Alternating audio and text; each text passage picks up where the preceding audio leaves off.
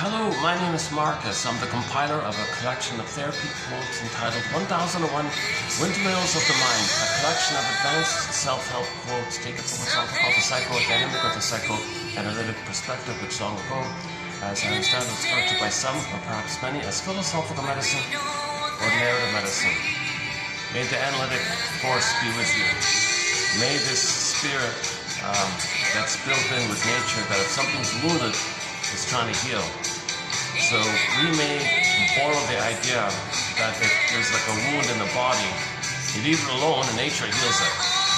The doctor doesn't really order, all right, skin, do it, fix the wound, you do what I say. No, nature does it.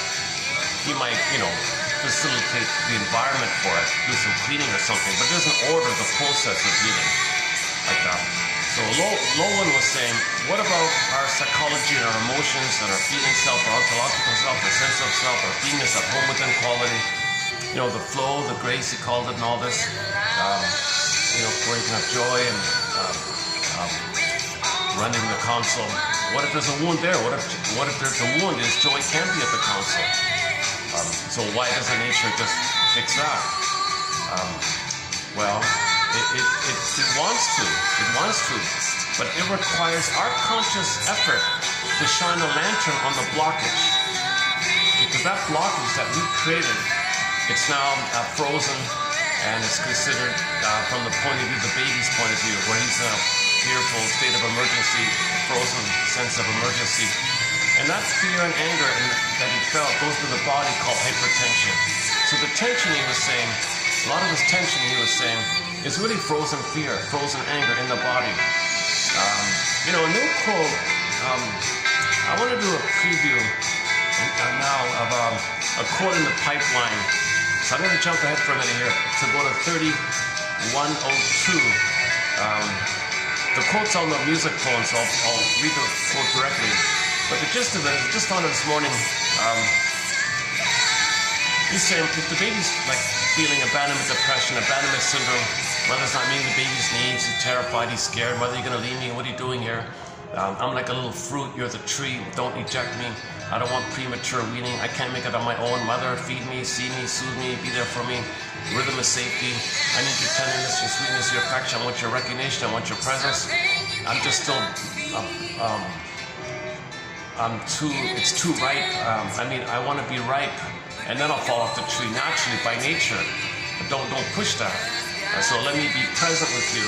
So he likened the stem to the nipple and the baby like the fruit and the tree like the mother. And it's like a natural order like that. And some mothers are impatient or rude or whatever's going on the mother's end. She might cause premature weaning, attachment trauma, relational trauma, interpersonal trauma, a strain on the child, a strain trauma. There might be sharp traumas involved like that. So things freeze up at that point, because at that point of freezing, the baby was feeling abandonment syndrome, abandonment complex, abandonment depression, persecutory anxiety. Some people call it even like he thinks he's going to be a goner. So he's in fear mode, immense amount of fear. Stress, shame, fear, it builds up. The final pathway for the baby is the anger. So when the baby gets into anger mode, that's like his last-ditch, desperate SOS. Anger is SOS. Anger means SOS for love. Anger means SOS for love. That the love line is blocked, mother's not understanding the signals, he's frustrated, he's confused, he's scared, tension, and then the anger is the final expression of the buildup of the tension and the fear, like that. So this quote coming up in 3102, he said that the baby feels a lot of fear about this. And the way to not feel the fear, the way to not to suppress or hide or bury or armor or cover is to tighten the muscles around the chest, he said. That will constrict the breathing. Now you have shallower breathing. And he thinks, his theory is that the shallower breathing caused by the musculature tensing around the chest muscles to cause shallower breathing, that suppresses the feelings. The more shallow you're breathing, the less you feel, he said. So now people might be cursed, flash frozen with a kind of a too shallow of a breathing kind of thing. Another version of it is the musculature area, where the person has a lot of what he calls muscular armor like that. So that quote's coming up. Maybe I should do it now. Yeah, hold on a second. Let's do that now.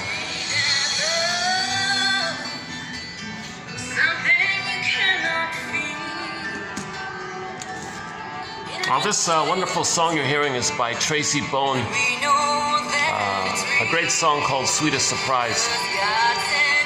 We've got two of her songs on the soundtrack. This one here, and another excellent one called Your Own, which I'll play there. But unfortunately, I have to stop it to get the quote here. Hold on a second.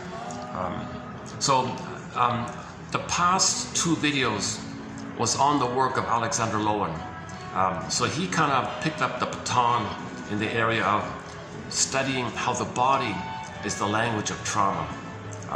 Like we are, his slogan is, "You are your body," basically, or the unconscious, the body. Just to emphasize the body, the focus, because we got a lot of data about projection and psychological mechanisms, defense mechanisms, maneuvers of the mind, psychic templates and stencils and imprints, repetition, compulsion, transference, symbolic. We got a lot of theories about the analytic ideas, the mind idea.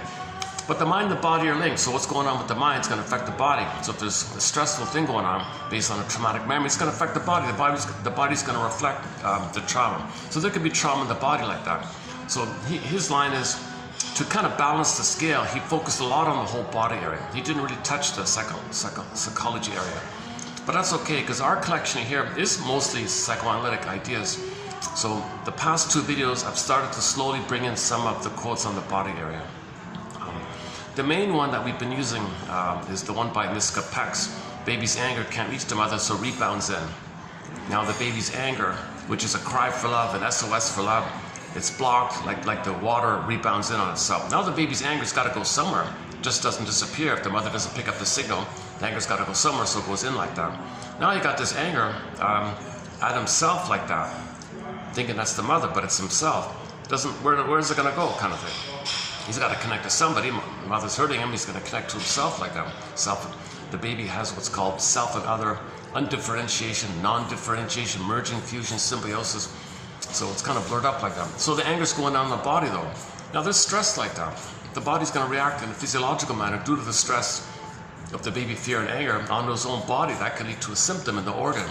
Now the pain from the organ later on, that pain is the cry that was originally going on at the beginning. It just got detoured, went a roundabout way, a little time. The body can hold it for a while. And at some point there's a pain there. That pain from the organ reveals that original cry. Also we say it conceals it because it's now in the body. Whereas originally it was kind of like over and natural and open between two people. Baby cried to the mother, two people, kind of natural like that, but the mother blocked the signal. So now it was kind of revealed like that. It was like open like that. But when the baby's anger is blocked, mother gaslights the baby. The anger goes in like that. Now it's concealed, but the pain reveals it. So psychosomatic symptoms reveal and conceal the pain. And there's a whole image from the Twilight Zone. Oh my God. Okay, yeah. Remind me about the Twilight Zone. Anyways, on this point here, go to season 2, episode 5, called The Howling Man. The Howling Man. There's an image of what I just described, that the anger rebounds in, and now it's destructive. So you got a castle and you got a room, and they got the guy with the horns. Okay, called the Howling Man. A symbol for the destructiveness that the babies live, cannot reach the mother. Tension, build up, tension, destructive, rebounds in, LIVE, reverses. See, it's the same line, the same letters, same word, same line, same letters, blocked, reverses, EVIL. So now it's destructive on itself. It's destructive within. So personification, you just create a character to represent this force, this anger going in like that, called the guy with the horns. So it's with them. These monsters, these devils, and these, in the Twilight Zone they call it, they borrowed from literature, folklore from around the world. Ahriman, what is it, Bilabai, Devil, Satan, Lucifer, all those guys. So they stuck with the traditional one, the guy with the horns, the bull one, or whatever. And so that's just a symbol to, symbols are not real, but they help us get in touch with something invisible that's real. So we don't see this, we don't really see the anger going into the body, but we feel it's real. We know what's going on, that there's pain there, so we know what's going on, but we can't see it. So create a symbol. Symbol, guy with the horns. Guy with the horns in the room in a castle. So now we have a symbol. So the Howling Man episode, Twilight Zone 2-5, season 2, episode 5, shows you this image. Okay, so castle, okay, body. Okay, room, organ.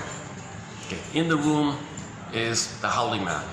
Okay, that means in the body there's anger attacking destructively an organ. Okay, now the monk in the story said, you got to face this, because if you don't, and the pressure builds up, you're going to hurt yourself, and it's still going on like that. So you're looking for outlets all the time.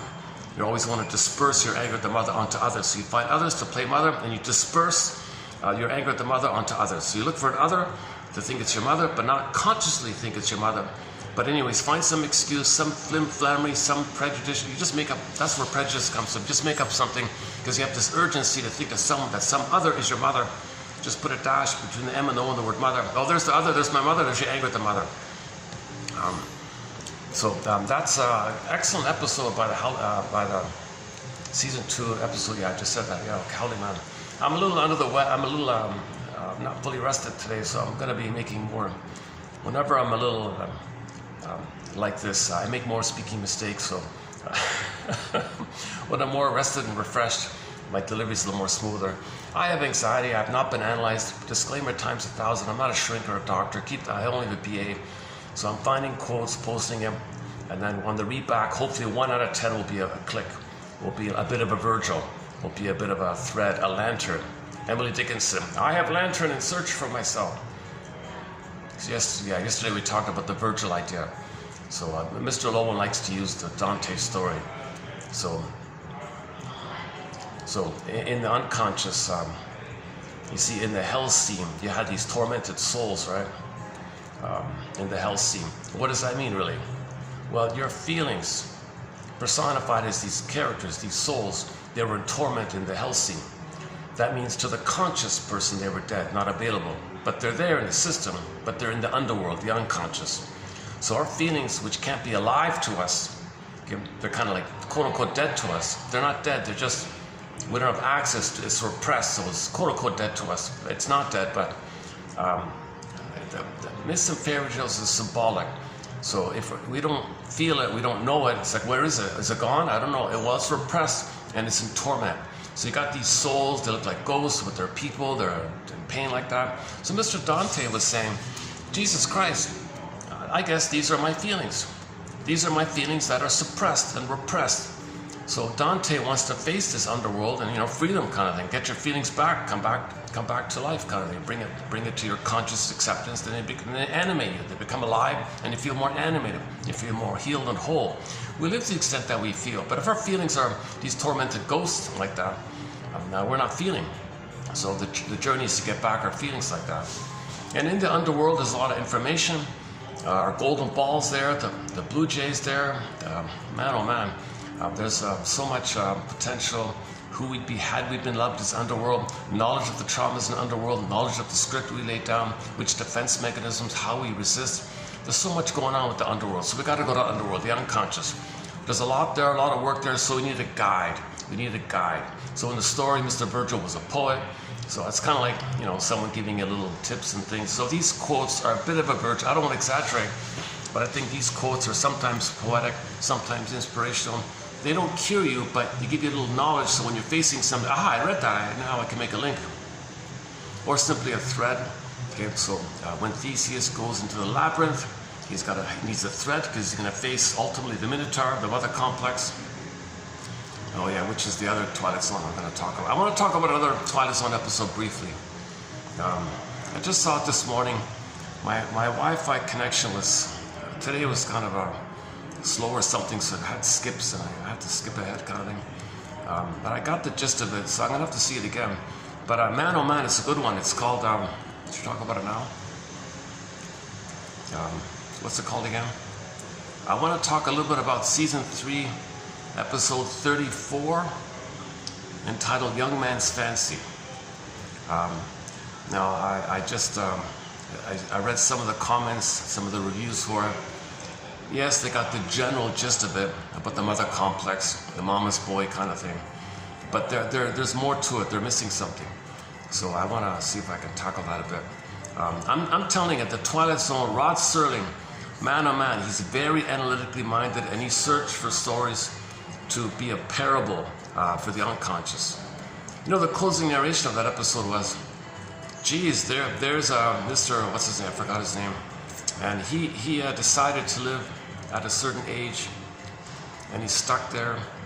He wants to live there, and he's dedicated to this time in his past, and he's stuck there, tied to there. These things happen in the Twilight Zone. These things happen in the Twilight Zone, meaning the unconscious. These things happen in the unconscious. So Twilight Zone means unconscious, or Twilight Zone means that zone of the process of making the unconscious conscious. So you got to use parables and analogies like that. So it's really brilliant. It's now the episode might seem a little tedious or boring. The actors were kind of a little. He had a very low budget. He said he couldn't hire the people he wanted or something like that. So fair enough. It does seem like a dreary, a little slightly dreary kind of episode. But the message is really key. Man, oh man, I'm glad to see people commenting on it. It's not as popular as the piano in the house we talked about recently, but this one got a few comments. So we'll should we do it now? I'll finish up this one here. Okay, let's finish up where we were before we go on the tangent about the Twilight Zone. So I want to do back to 3102. So I recommend yesterday's video on the past two videos. Yeah, the past two videos were mainly about Lowen's work, and so this is sort of like a bit of a part 3, partially like that. So let's read that one here. So once again, mind-body link. We know that. We get, everybody agrees to that. No one follows that nonsense from long ago. No, they're separate entities. No, you got to be kidding. Come on. Of course they're together. If mother scares the baby, he's gonna feel stress in the body. Come on, it's linked. His experience, his relationship affects his body. Come on, you can't separate that. It's a union like that. So nowadays nobody disagrees with that. It's called the mind-body link, mind-body connection. So this one I want to preview. It's kind of new to me. So the baby's immensely scared. Oh yeah, he said he was in a panic. So the baby was in a panic. So when the mother failed the baby, betrayed the baby, used the baby, exploited the baby, misattuned, didn't meet the baby's signal, didn't understand the baby's signals, was busy on the phone, not around, baby thought it was going to be abandoned, he entered into a panic. So the panic, okay, the baby can't deal with all this panic. So he constricts his breathing, and the musculature will facilitate the constriction of his breathing, and that's how he suppresses the panic. Now, the musculature holds the fear of the panic, and the shallow breathing keeps repressed the panic, and the musculature is the armor of the panic, basically. So he says he spent his whole life helping people to you see, ideally, with the talking cure, your body responds accordingly. You feel safe in the mind, you understand in the mind, your body loosens up, and you can weep, and you can sob, you can do the abreaction, the catharsis, the emotional healing, the release like that. And then your breathing will be deeper and calmer, your temperature cools a bit, your blood pressure, your systems regulate to normal like that. Instead of being too revved up in the sympathetic, or too shut down in the parasympathetic, or too disassociated with the what's it called again, the dorsal or something. So things are more aligned, like the harmony of the Tai Chi symbol, the Yin Yang symbol. It's supposed to be like a flow and a harmony, like grace, like that. So ideally, in the talking cure, you got a connection, you feel safe, you tell your story. Oh my God, I get it. Oh my God, the mother was impaired. She had emotional dyslexia, she had emotional warping, she was narcissistic. She couldn't love because she thought it was all about her. She felt entitled to use the baby to take care of her. Into the mother complex, back to Twilight Zone. mother complex, and so no baby can be a mother to the mother, one of life's little switches. So he's stressed out by this pressure, immense amount of pressure. And sure enough, that guy in the Twilight Zone, this one, Your Young Man's Fancy episode, he looked like a stiff, kind of a robotic, kind of a, they call him a milk toast or something, just this plain, stiff pleaser, no emotion, you know, kind of character like that. Because he's dried out, like he's too pale because the stress made the blood go in. So he was kind of paley like that or something. So that's not to imply that all people who are pale are, I don't know, Janov would say this issue with the, I got it from Janov. Janov would say if somebody's like too pale or something, where in comparison to where if they weren't stressed out, there'd be more color in the skin, right? But if they're stressed, the blood goes inward to protect the vital organs, so there's less blood like that. So he was a bit of that, like that, it seems. That's okay. So a lot of people like Lowen and even Janov too. They complain. I tried the talking cure. I didn't feel better. I wasn't healed. Interesting theories. Yeah, very nice. Yeah. But it's the body they want to focus on. Now other people, but shrinks say, no, you can't. You got to be careful because if you loosen things up in the body and you didn't deal with the script, the anger, the pain pump's just going to stress you out again. You might even be worse off than you were before. So that's called spiritual bypassing. You gotta realize that the trauma led to the body issue. So you gotta face the trauma, then the body issue will sort itself out, because natural nature like that. But people said, I tried, it didn't work, so they went directly to the body. So now you got people doing tension releasing exercises, and yes, you feel better for the moment, but it just tenses up again or something. Now, ideally, if you do a little bit of a tension release, you might start getting dreams because you freed up some feelings will come up, so you might get a dream. So that's got to make the link like that. If you do it body first, then you got to look for the memory that's going to come up in the dream. Then that's okay, and you free your soul state from the dreams that you wake up in the morning, and now you process and get your story by the release. Then you won't have to tense up anymore. I think ideally it's got to be like a back and forth, mind, body. So shrinks just focus on the mind. These kind of somatic people, like Lowen and his mentor, Mr. Reich, and other people in that kind of area, they just focus on the body. And no one's figured out a way to properly do both, it seems. So maybe in the future, there'll be a model that's really balanced like that, right? Not everybody has the luxury Mr. Lowen had to just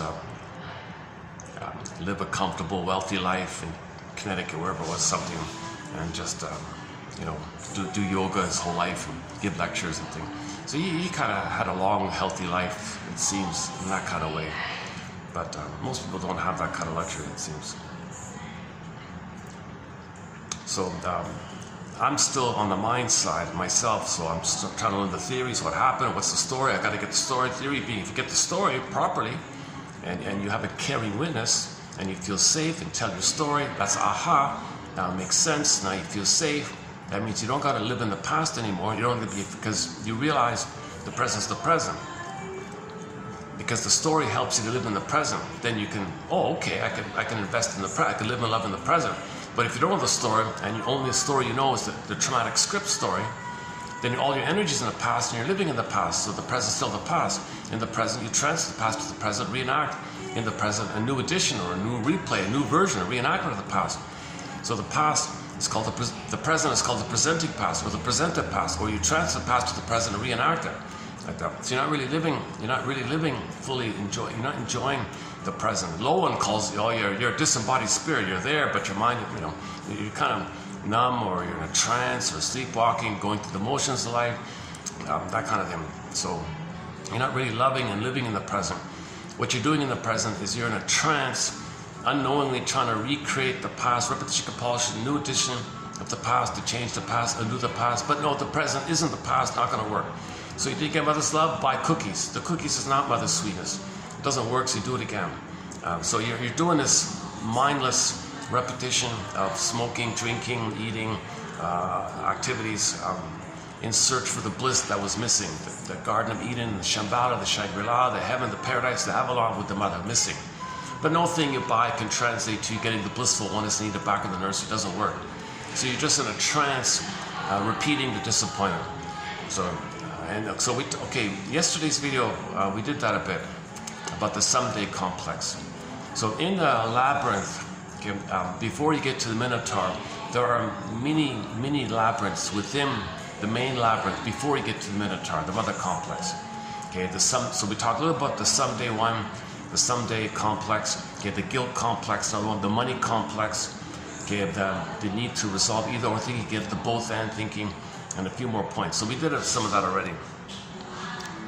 But that's an original, by the way, from you heard the someday complex. I'm borrowing it from one of the Twilight Zone episodes called Shatter Day. Okay, let's not talk about that. That takes a while to go through that one. But that episode was based on an older novel where the novelist kind of described the therapy journey in 7 parts, and he named them after the days of the week. So if you want to heal, you got to face those 7. Okay, someday, moan day, dues day, wound day, thorn day, free day, shatter day, the false self, all delusions shattered away, shatter day. And they only showed you the ending part, they don't show you the lead up to it. So the first one was Sunday, so someday, right? Played the song by Pavlov's Dog called Theme from Subway Sue. There's a line in there that says, and someday soon. David Surkamp, the lead singer, says the song was meant to be called Someday Soon, but his buddy made a mistake. Oh, just leave it, what the hell? Theme from Subway Sue. What the hell? Where'd you get that from? It's one of their best songs, eh? So we have 4 songs by the classic rock band Pavlov's Dog on our soundtrack here.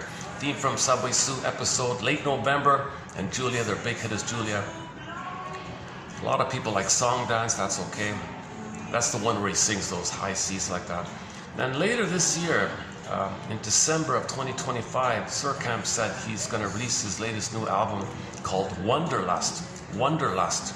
Excellent title, because we got to wonder. Your curiosity and your wonderment, that's linked to your identity. That links you to who you authentically are. If you're curious about something, that comes from that kind of place.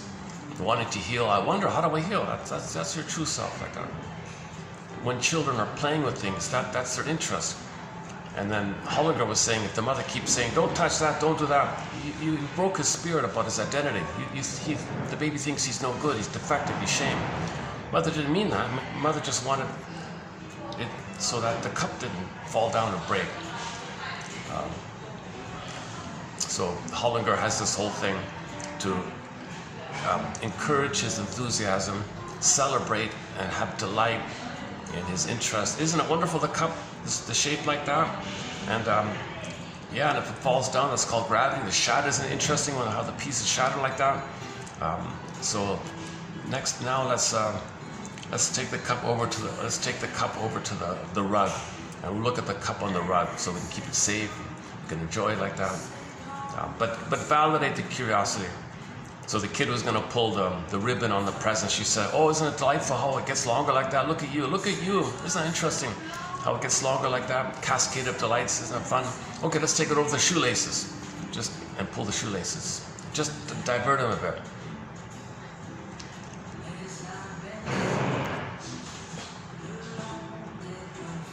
Oh, yeah, okay. Oh, just on the SkyTrain, there's an ad for the latest Superman movie. It's funny about that, because the Twilight Zone I want to talk about, the lady who played him, I didn't look it up yet, but in the comments section somebody said, hey, isn't that the woman who played Superman's mother in one of the films? I didn't recognize her. It's funny about that comment, because that woman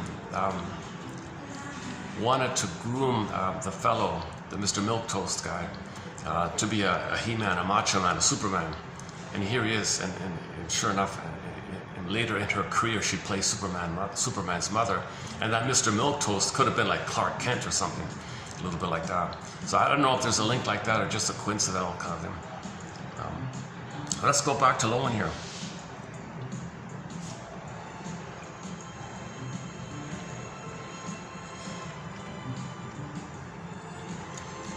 Yeah, see, too much body works. You got to be careful. If there's too much body work, yes, you may need, if there's an immediate tension, you want to release it and all that when you feel better, if it's like a physical kind of thing.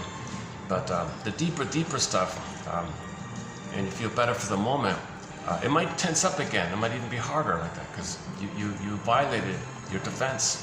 And the old fears, the old emergency came up, the panic came up and then tightened up again. You know. So let's do that panic quote. Hold on a second. Where are we here? All trauma, okay, here it is. Yeah, here it is. All trauma is showing up here. Are you seeing it? All trauma is a shock to the organism which causes it to freeze or contract, to stop breathing, and to close up like a clam. Crying or sobbing or crying is the process of unfreezing, decontracting, and opening up to life. After the convulsions, breathing is relaxed and deep. It restores to an individual the full use of his voice and refreshes his soul as a good rain refreshes and recharges the earth. People who cannot cry are frozen, their bodies are tight, and their breathing is severely restricted. No person will recover his full potential for being if he cannot cry. To recover that full potential, the crying has to come from the pit of the belly. So it's this deeper one, the pit of the belly.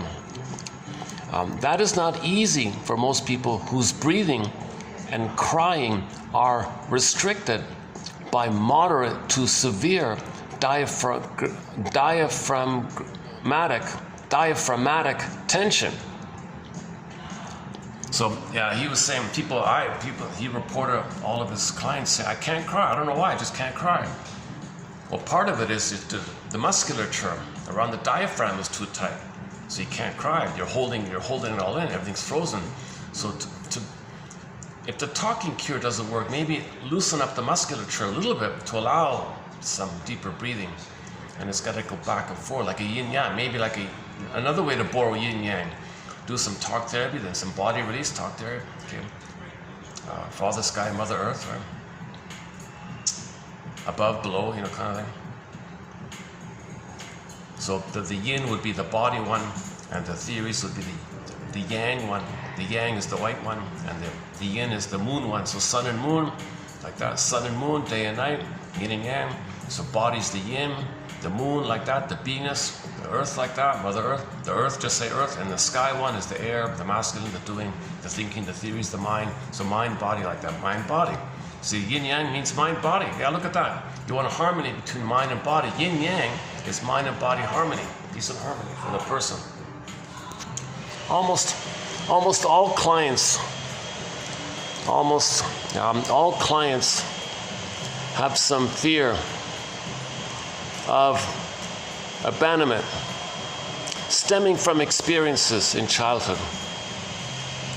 In most cases, that fear, which amounts to panic, is not consciously perceived because it is blocked by the rigidity of the chest wall. By keeping normal respiration to a minimum, one stays above the feeling of panic. But such shallow breathing also cuts off all feeling, leaving one empty and unfulfilled. On the other hand, to feel the panic is extremely frightening and painful. But one can get beyond it by breathing deeply. The feeling of panic is directly connected to the sensation of not being able to get one's breath. The reason one has difficulty breathing is that the muscles of the chest wall have become contracted by fear of abandonment. The original, that's the abandonment depression, right? That's the issue. Baby thought mother was going to abandon him, the fear. one gets caught in a vicious cycle. So the fear of abandonment or rejection by the mother is going to lead, the child's going to have difficulty breathing, which leads to shallow breathing. And then that can trigger, maybe later on, that can trigger panic, or the panic is buried. When okay, shallow breathing, and then panic comes up when you breathe deeply, thus bringing forth the fear. So now you're afraid, now you shallow breathe, you breathe deeply, the panic comes up, shallow breathe. Okay, there's the vicious cycle, yeah, okay. The individual is forced to live on the surface, that is unemotionally, living on the surface. On this level, he can keep above the underlying feeling of panic. But such living, although seemingly safe, is relatively, you're not feeling real and alive, right? You're not feeling real. The princess, the soul, is exiled. Rapunzel's in the tower, Snow White's in a coma, etc. Miss Core, okay, got zooped down. Golden Ball went down the well, etc. This mechanism keeps the fear of abandonment alive. Okay, this mechanism keeps the fear of abandonment flash frozen. It's alive. It's like imagine that screen painting in a block of ice or something. It's alive. If one breathes through the fear, one may cry deeply, or they will cry deeply and feel the fear of abandonment as a carryover from the past. Okay, now we're getting into the mourning process. So that's ideally what you want to do with you want to be conscious of why you're crying. You want to be aware of your feeling abandoned. You want to be aware. You want to understand. You don't want to just cry and not know it. You don't not know what you're doing. You got to know what you're doing. The deep crying also releases the pain of the loss of love. So you're aware that your mother abandoned you, she scared you. You're aware that, and you're feeling the sobbing from that. Thus, by surrendering to the body and crying deeply, one passes through the fear and the pain into the calm water of peace, where one will know the joy of being free. Okay, we got some other ones here. This is Lowell quoted a testimonial. One of his clients said that his this is a testimony. One of his patients or whatever. He's a medical doctor, Lowell, right? So I guess we can call it that. So this guy here, not the bad singer. But whoever this person is, his client said, my mother's unavailable to me resulted in the experience of my first heartbreak. Her unavailability to me resulted in the experience of my first heartbreak. The traumatic sadness that followed was repressed, but somehow my body remembered the truth. Yeah, the body remembers, the body keeps a score, every body tells a story, the mysteriously leap between mind and body, implicit memory, procedural memories. The body remembers, somatic memory, body memory, the body remembers all this. The soft vulnerability of the child evolved into the rigidity of a heavily armored chest as if to protect my heart. I know my mother loved me, but at that young age I was unable to understand that she was impaired, she was immature, she was busy, focused on herself. I sought her approval and love and hoped that by being a good boy, a good student, a good athlete, a good achiever, well, maybe I'd win love. I thought maybe success would bring me love. Okay, so he said he was a typical type A manic workaholic, but he was going to collapse at the age of 30-something. So he said Mr. Lowen saved his life and all this stuff. Very dramatic testimonial.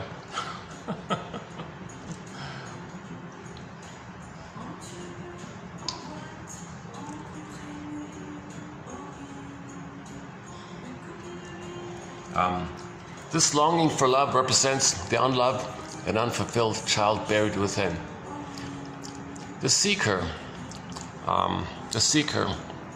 generally gets hung up on a person who resembles the good parent in some aspects, but also resembles many features of the bad parent who rejected the child. Fulfillment cannot be achieved through regression, which can help one connect with the past and the child within.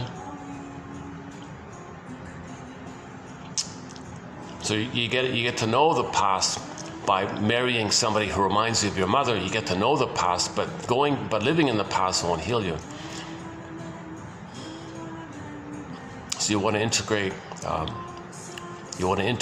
What happened to you in the past, and accept it as a reality like that. That guy in the Twilight Zone, the Mama's Boy story, he could never accept the reality of the passing of his mother. So he was clinging like that.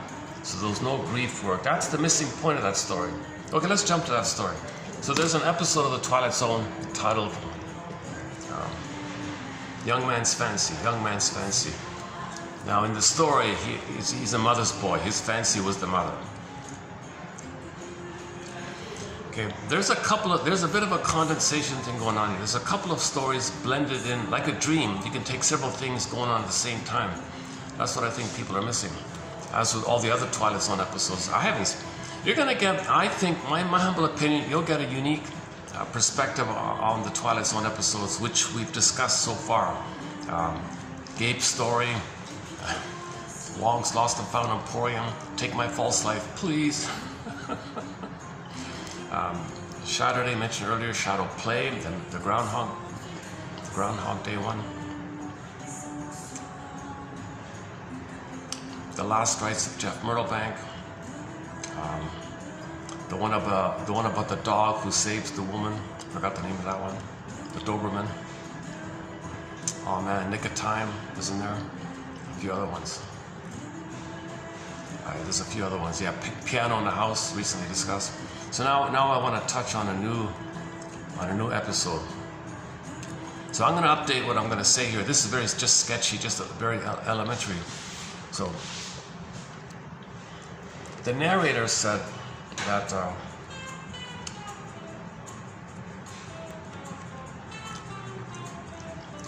Miss Woodman has a book title called Leaving Father's House. So let's just borrow that. He means psychic house, in her mind, the memory. Leaving mother's house. So in the Twilight Zone, it's leaving mother's house. Can a man leave mother's house? Meaning the memory that she made him take care of her, that's her house. Can he leave that house? Like that. Okay, so this story is about a typical cookie-cutter, garden variety, dime a dozen, smothering, engulfing, clinging, possessive mother with an oral fixation.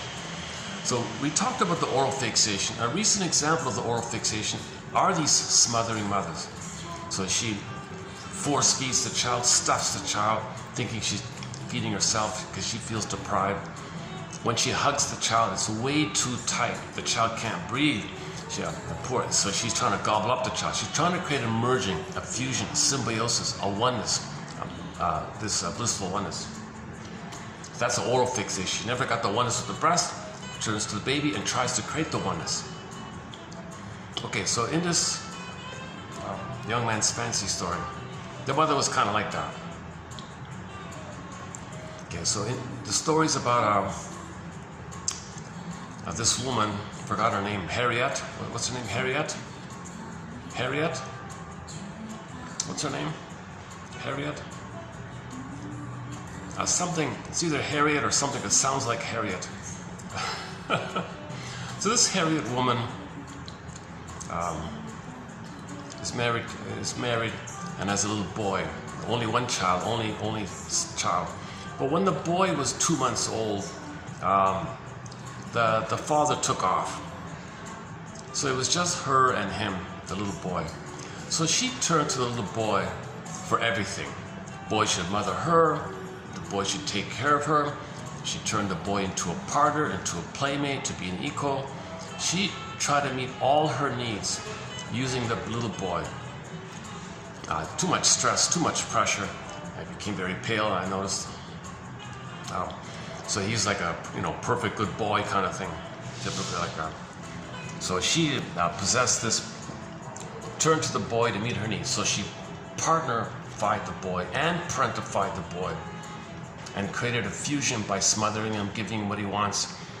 And there's references in there that when he's like 9 or 10 years old, they'd go on these dates. Oh, we're gonna go get ice cream together. We're gonna go to play in the park together. We'll play together. We'll do these like things that he should do with his peers. No, he does with the mother. The mother does these kind of things. So he ended up with a huge mother fixation. Mother fixation or mother complex means there's too many memories around mother not meeting your needs. That's it. You were in rage, and in your unconscious, your rage and oral need, fusing or condensing with the image of the mother, put it in a shaker thing, mix it up, shake, shake, shake, poof, you got a Minotaur, Medusa, evil queen, evil witch, okay, in your unconscious fantasy. And there's no father around to protect the child, no father around for the boy to leave the mother and connect with the father. So they made it very clear there was no father like that. So he was too engulfed, too smothered by this woman. So he ended up as a playboy, of course. He could never connect. He's married to mom. Remember, in the mind, he's married to mom, right? They're one like that in the mind. He's married to mom, right? So he's referred to as the perennial bachelor. The perennial bachelor, right? So he couldn't emotionally connect with any woman. My theory is they designed it whereby the episode is designed around 1 hour. So maybe it's the case that when this fellow, whatever his name is, I forgot already, whenever he'd interact with a woman, within about an hour, he's got to leave. So he's a Don Juan, he's a Peer Gynt, he's a Casanova, he's a play. He can't connect, he's got to escape. Because the moment a feeling comes up, I can't connect with you, I'm going to betray my mother, I'm married to mom, I can't connect with you. You want to connect with me? Flee. So it takes about an hour for him to feel some kind of potential connection with a woman. But when that happens, he's got to flee. Okay? He flees into mother's house. In the mind, mother's house, and that's what the episode is about. You got a house, it's the mother's house. And he's in that house.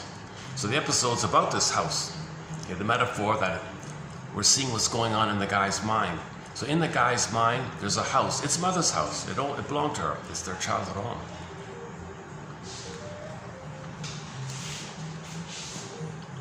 Okay, back to the basics. So the mother complex. So the superficial story, the typical superficial story was, he's now in his 30s or something, and he's a perennial bachelor. He lives at home still, but he's lives a bachelor lifestyle. We don't know if he was too much of a Don Juan or something, but he never, he couldn't make a commitment with a girl or something. Although there was one girl in the wings, waiting for him or something, because, okay, we'll get to that part. So anyways, he's in his 30s now, and the mother passes away. The mother dies, right? So I guess in some kind of panic, the inference is he never grieved it, he never mourned it. He never mourned the loss of his mother. He didn't do any kind of mourning process. So when the mother died like that, in a kind of panic thing, he married a woman that he knew for a while, who has a lot in common with her. So he marries this woman who's also kind of controlling and pedantic and possessive and micromanaging. Follow him, do what I say. Okay, so this young wife is a lot like the mother. They have a lot in common. And this girlfriend hates the mother. Be mine now. Get your claws off my guy. He's my guy. Okay, now the metaphor might be that voice of her might be his own voice, that a part of him wants to break free from the mother. So here's where I'm going with this. In the episode, there's a scene where they just got married. They've been married for 20 minutes. They go to the house to pick up some items. Now he's in the house. So in the metaphors in the mind. So in the man's mind, there's a voice personified by this woman, young woman, right? And the woman is saying to the photo and the mother, who appears real in the thing, no, get your claws off him. You possessed him. Back off. Leave him alone. He's mine now. So that could be, that's a little odd, that kind of phrasing. So it might be a part of him trying to break free from his mother. Now, as that voice was trying to, as his own voice, his innate drive for healing wanted to break free, to individuate, to free, emancipate yourself from mental slavery, emancipate yourself from inner tyranny. He was trying to break free. So that woman might have been his own voice, his soul, feminine, princess, like and it looks like the mother's. That's a complication like that. Now, as that was happening, as this woman in the mind was confronting the mother, meaning within the man, a part of him is trying to break free from the mother, it was too weak. Despite her strong protest or something, what happened was in the mind there was a regression. So this house morphed into the past. So it was in the present, but it morphed to 25 years earlier or something. So now things in the house are changing to the childhood time when he was 9 years old. So now you see things in the house, morphing to its old state. So he's regressing, the pull, the regression, right? So as a part of him wanted to break free, the pull of the fear of doing so pulled him back to the regression, the siren, like the Sirens song, or Calypso, or Circe. Something was pulling him, this regression. So as that woman's saying, I'm going to break free, get your claws, leave me alone, mother, get the pull back. So now this struggle was going on, right? This struggle between, he wants to be on his own, but he never got mother's love, no father around. All he knows is the regression and the marriage in his mind, like that mother's house. Okay, then what happens? So this goes on, this struggle goes on, right? So can the voice of the young woman, a part of him, win and break free? And she's determined, no, we're going to break free. I'm not going to allow this. I got to break free. Got to be on my own. The more she did that, the more the house morphed to the earlier place. And finally, that voice lost, because the man morphed into the little boy. He was 9 years old, and there's his mother, and a part of him is shocked. Why is this happening? Why is this tug happening?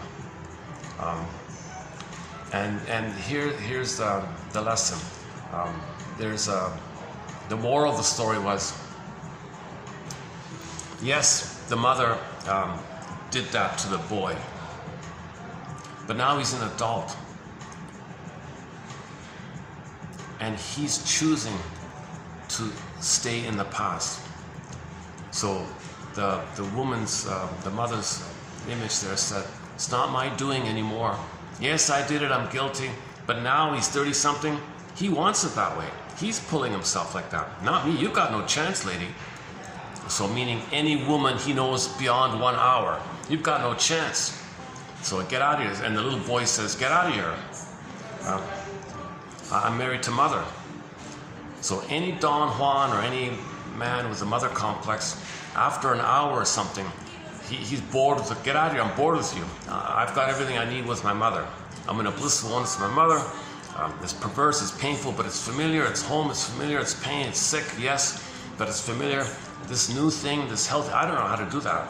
So it's too stressful, I space out, I don't know. So he's confused, so in the panic he expels women like that. So every hour he expels women like that. The perennial bachelor, he called it. So that's the point I was trying to make, that that's what other people. I'm going to update this due to my fatigue. I'm not saying it too well. So when you see the episode, you got to kind of think of it as partially, on one level, what's going on in a man's mind. What's going on in his mind. Now in his mind is mother's house. Can he leave mother's house? No. The story was he couldn't.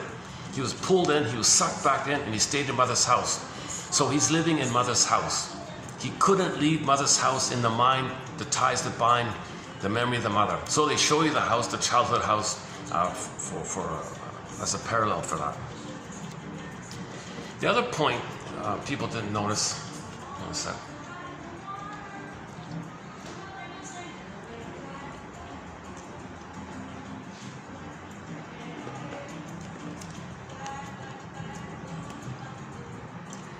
The other point about the grief was that when the guy was in the house, all he wanted to do, he was so overwhelmed with grief. He didn't mourn the mother's loss. The mother died a year ago. He never talked about it.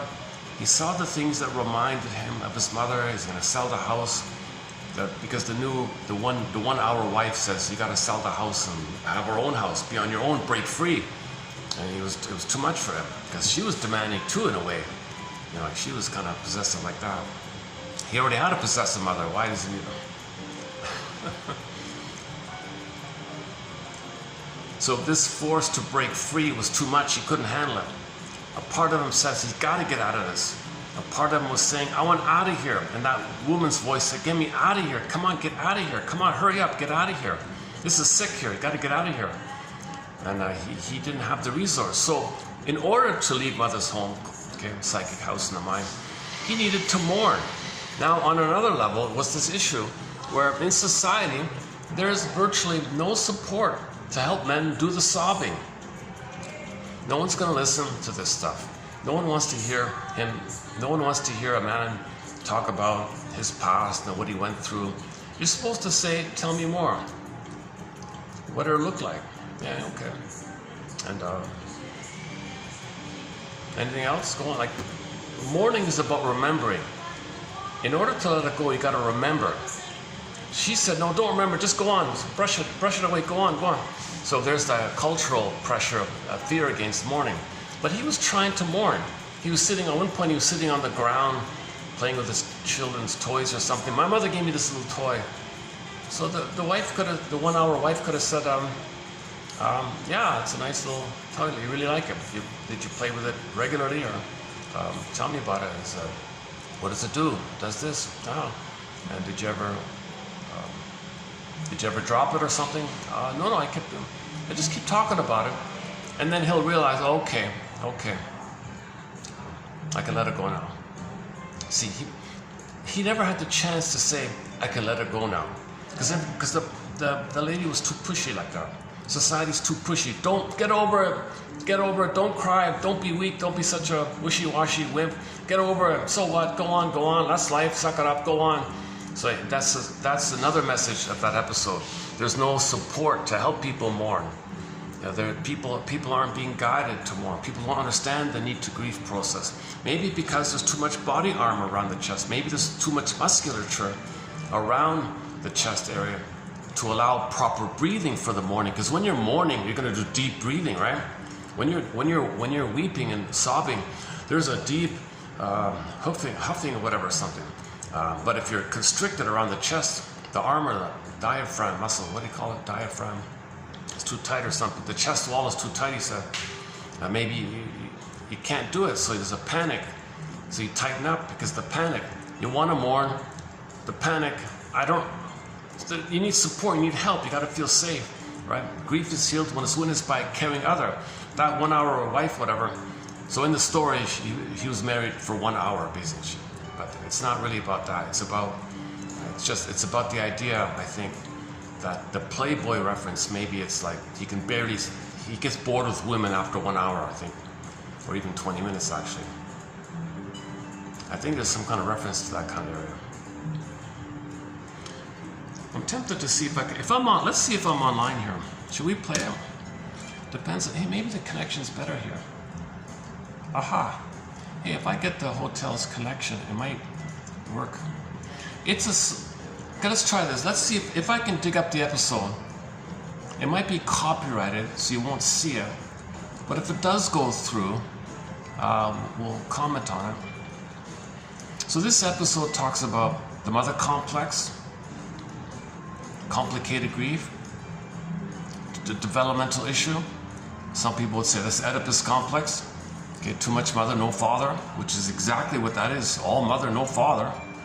So he has a pre-Oedipal trauma, oral trauma, okay, oral fixation, narcissistic fixation. And sure enough, he was only cared about himself. He couldn't relate to her, look at her, feel with her. And she was, and the 1 hour wife only had her agenda in mind. She never thought for a minute that this guy is trying to mourn the loss of the mother and just put up with it or something. No, let's go. Which makes me think it's not really about that. It's more about his own voice within his mind. It's a personification of part of him within his mind saying, get out of here, break free. You're enslaved to your mother. You want to emancipate yourself from mental slavery. I just saw a song from an old song about that kind of area. Okay, hang on. Let's give this a try here. I wasn't planning on playing it, but the thought did briefly cross my mind, but maybe that's... Sorry, give me a minute to see if I can dig it up here. Oh, 12. Oh, hang on. Here it is here. It's still queued up here. Oh, okay. Hang on. See, it's slow. See, I'm not getting a very clear connection here. Okay, this is probably going to be copyrighted, right? You're traveling through another dimension. A dimension not only of sight and sound, but of mind. A journey into a wondrous land whose boundaries are that of imagination. Your next stop, the Twilight Zone. Oh, good, it's working. Okay, hang on. You're looking at the house of the late Mrs. Henrietta Walker. Henrietta. This is Mrs. Walker herself, as she appeared 25 years ago. And this, except for isolated objects, is the living room of Mrs. Walker's house, as it appeared in that same year. The other rooms upstairs and down are much the same. Time, however, is... This is what I went through this morning. It's gonna... Not 25 years ago.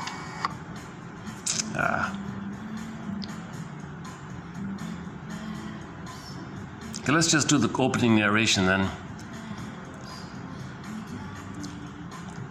So that... But now, the house of the late Mrs. Henrietta Walker. So this house is going to be perceived as in the present, but it's really from the past. Meaning in the man's mind, the past is in his mind. His past follows him everywhere. As you see, a house which belongs almost entirely to the...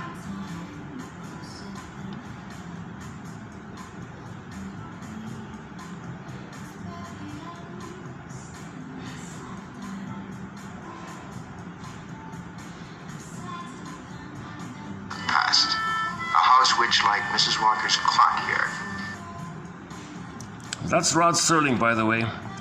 Rod Serling. They just put up a statue of him in his hometown a couple of months ago. Has ceased to recognize the passage of time. Only...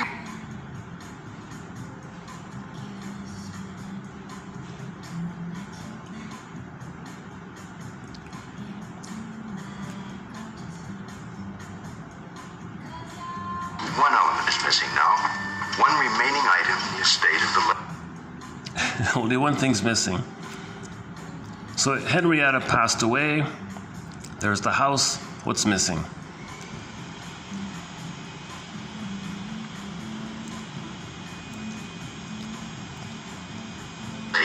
Mrs. Walker. Her son, Alec. Her son, what? Alex, was it?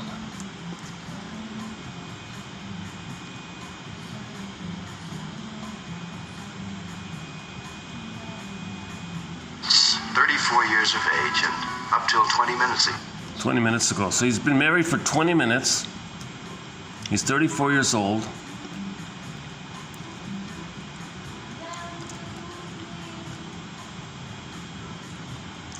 The house is where he's... The so-called perennial bachelor. The perennial bachelor. Yeah, so I think he cannot stay connected emotionally with a woman more than an hour. The woman may physically be around, like the one he married, but not emotionally. And Mrs. Bride, the former Miss Virginia Lane. Superman's mother. The actress who played Superman's mother, apparently.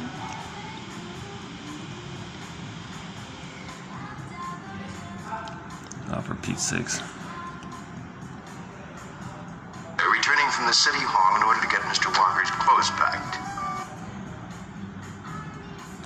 Yeah, that implies that he lived in the house until she died.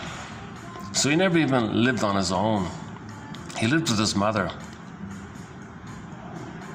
Make final arrangements for the sale of the house, lock it up, and depart.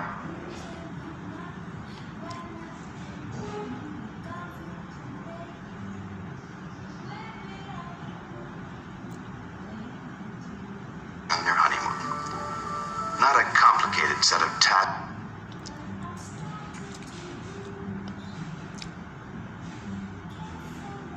The closest thing we had to a TV shrink, right here. It would appear, and yet the newlywed Mrs. Walker is about to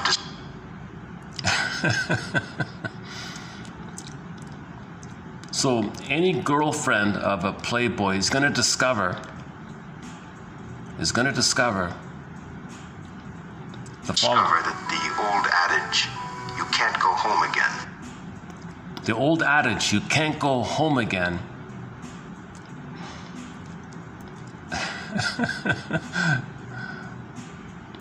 Doesn't apply. Has little meaning in the twilight zone. In the unconscious. Has little meaning in the unconscious.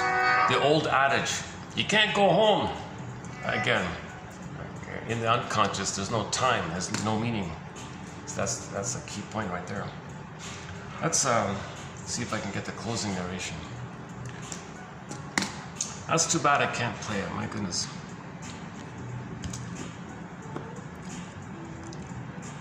What if I switch the network thing?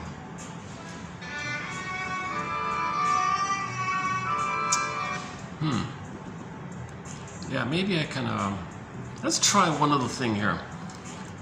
This is like the Wi-Fi that I have, the plan. But what if I get the hotel's Wi-Fi? Maybe it's better. Maybe I can watch it. Might be worth going through it. What do you think? Well, anyways, it's called. Yeah. Here's the title of the episode: Young Man's Fancy. Young Man's Fancy. Oh, written by this guy here, Richard Matheson. So he's the scriptwriter.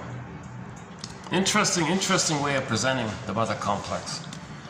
So you can't go home. That's him. That's Mr. Matheson, right?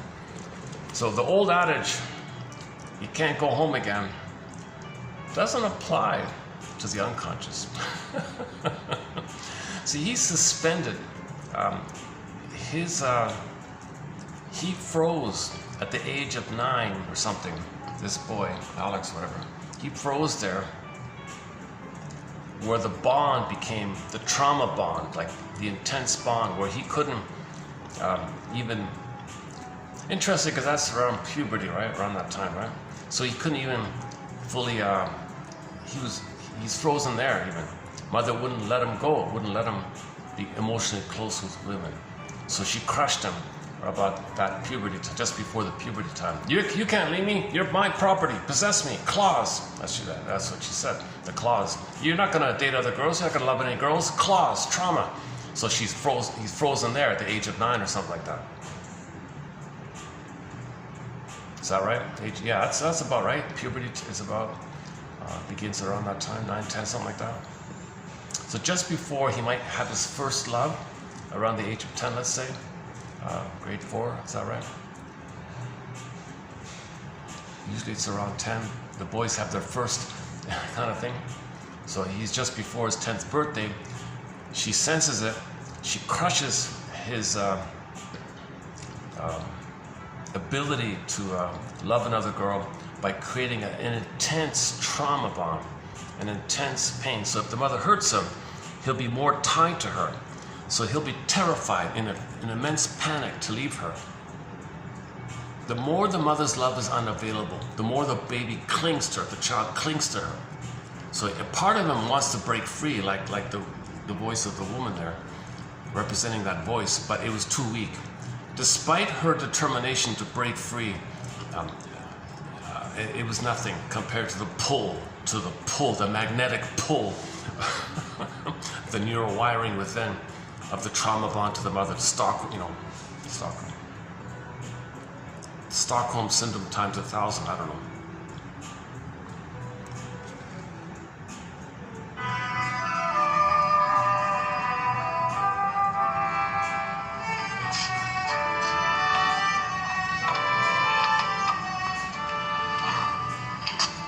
Thank you, darling.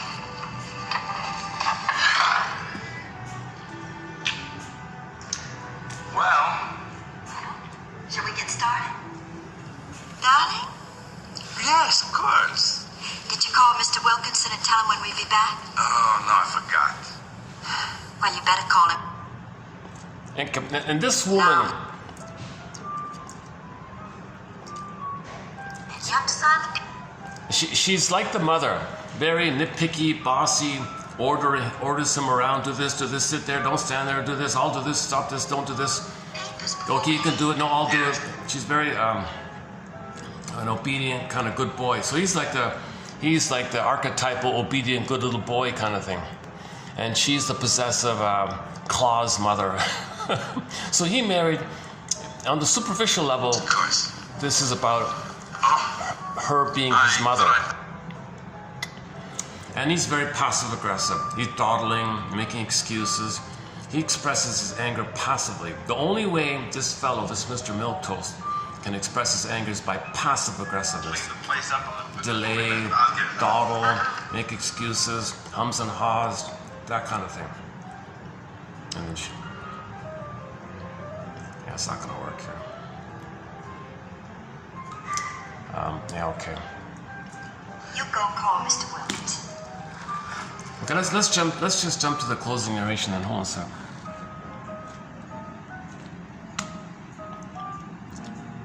It's probably copyright anyways, right? Alright. Let's see if we'll be allowed to play the closing narration.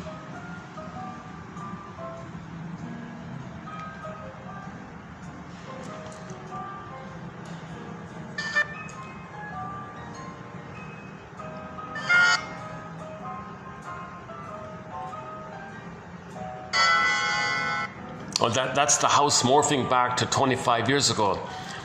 In the present time, the phone was like a regular dial phone. Now you see it in the old way, from the 40s or whatever.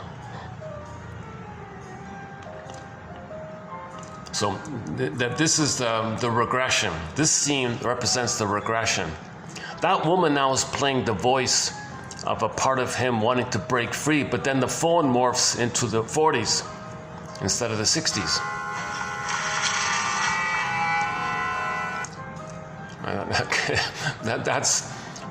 That's what he's fighting with. That's the mother who dominated the boy. And this young woman is sort of the voice of himself at this point. You can't have him, back off, or something like that. But that's a part of him now.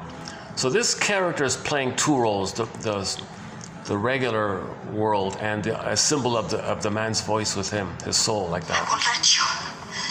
I won't let you. I won't let you.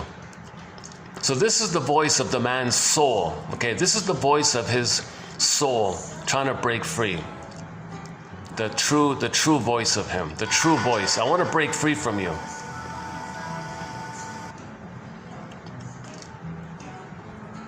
Oh, that's nothing. That's just to show you the time of the time of the past.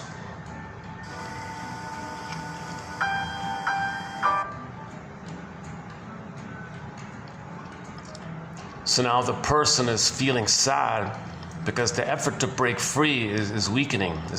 The mother's grip is too strong, and now you see the house morphing into the 40s. In the beginning, it was in the 60s. Now we see the house morphing to the 40s. That means he's regressing and regressing and tide. So we're seeing the tide to the past. We're seeing that he can't leave mother's house in the mind. And this woman, and that's the realization. And the mother loved chocolates or something, the fudges or something. So, oh my God, this is the childhood treat. The little boy liked these little fudge chocolates when he was 9 years old. And now there's the sweet regression, mother's comfort food. Oh my God. How am I gonna pull away? Mother's seducing me with fudge. Oh my God, this is calypso here. This is like a regression, like this fake sweetness kind of thing. How can I compete against that kind of thing? So again, my theory is what you're seeing here is a symbol or a personification of the soul of the man, his true voice trying to break free, but it's under stress. His soul is under stress. His soul is sad. Oh my God, I can't fight against this pull of the mother. So his own spirit, so she represents the man's spirit. His spirit is being crushed here. So this woman's being crushed, meaning his spirit is being crushed. His soul is being depressed. So she looks depressed and all that, right? So the man's spirit, the man's soul is getting sad and depressed. I entered yesterday's song called Broken Spirit by Janov Luzon. Now anger, sad, last ditch desperate effort to break free. What's the man gonna do? What's something within him? How is he gonna break free? Is there any last ditch effort to break free from the ties that bind? So she represents the voice within him that's trying to break free. That's my theory.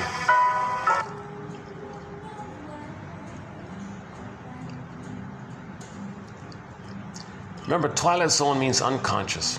It's the dream world kind of thing.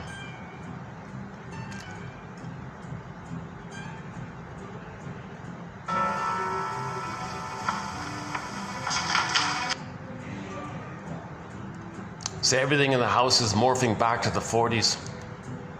So the regression, the pull to the past is stronger and stronger. He wants to self-activate. He wants to be free.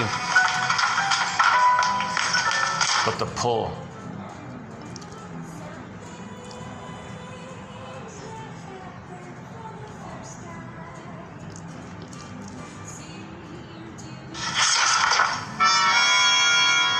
So that's the 40s furniture. The furniture morphed back into the 40s. Before it was the 60s furniture, now it's in the 40s furniture.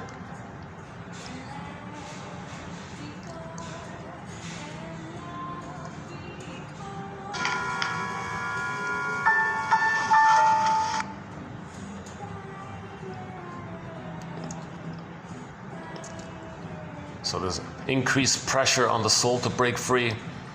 The past is, the pull of the past is the pull of the regression, the pull of mother's conditional love. It's too bad about that. It's too bad about this connection here. Might be worth, see if I can get a better Wi-Fi connection somewhere. Is this the ending where she runs out of the house? Or,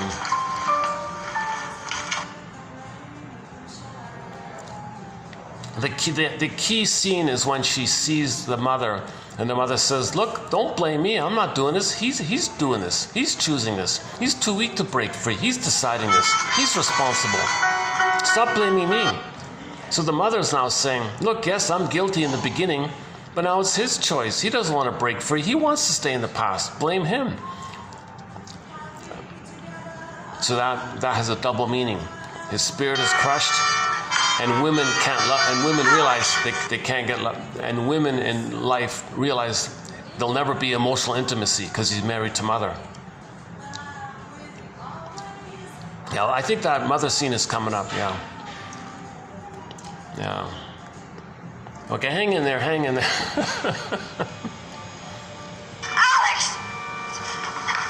This is her last Here we go.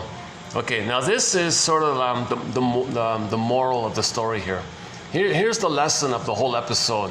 He is choosing it. He is choosing it now. He's 34 years old. He wants to go back to mommy. She's dead. This woman is dead, right? See, the mother can't do this anymore. The woman's gone. She's buried. The woman's 6 feet under, right? The mother's 6 feet under, so she has no power anymore. It's up to him. What's he gonna do? It's up to the boy. You can't have him. You can't have him. I won't let you have him. See, that's a part of him saying, I'm gonna break free. You're not gonna possess my soul. My soul wants to break free.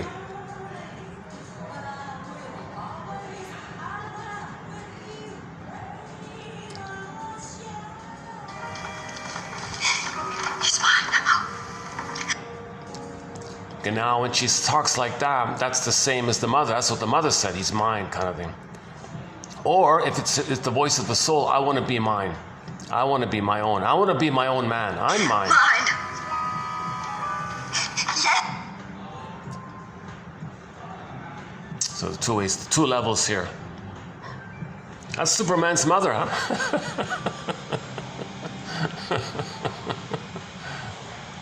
He is. Because I'm right for him.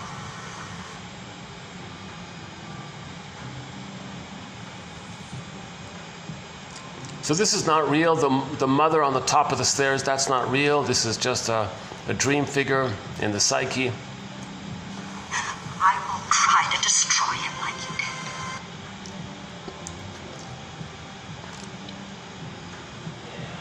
did. You see, she says she wants to be a part of the man. I wants to break free. I want to be Superman But and break I will free. make him strong.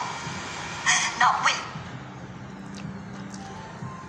Yeah, the mother made him weak. Now the man's saying, I want to be myself. I want to be strong. So I'm going to overcompensate by being Superman. Not dependent. Yes. That's true. He's very dependent on his mother.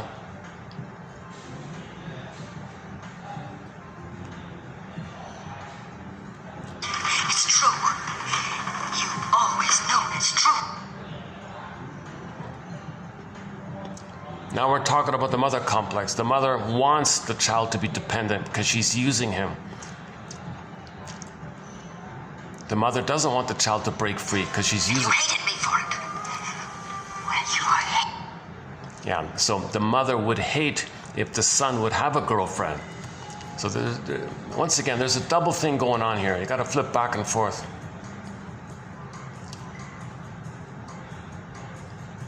The mother hated. The mother's jealous. Isn't strong enough now. Your desire to dominate. Yeah, see, the mother's jealous and possessive. The boy can't date another girl. That's what this is about. So if any woman wants to connect with the son, Dominate him isn't strong enough. It's not.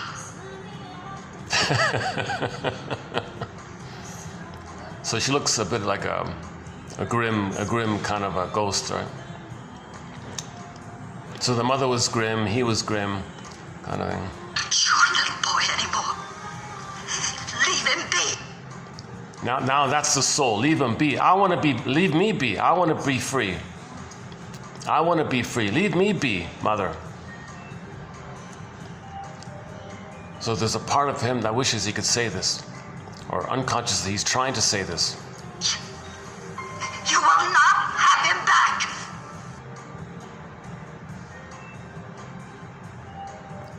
Enough of this. No more possessiveness. Stop using me, mother, kind of thing. Get your own life. Find a boyfriend on your own. Don't use me as your boyfriend. This is not my doing. Yeah, this is not my doing. So you're talking to a ghost.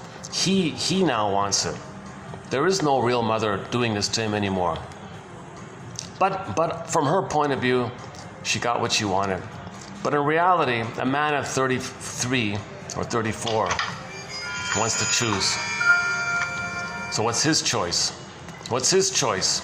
Now we go to reality. Is he going to choose a regular woman in the real world, or he's going to choose his mother? Is he married to mother? Who does he want? Does he want the mother, or does he want his wife?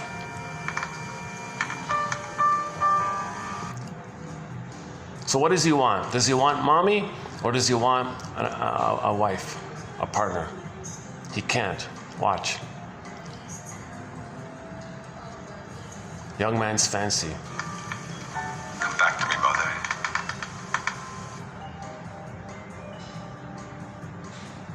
He chooses the mother.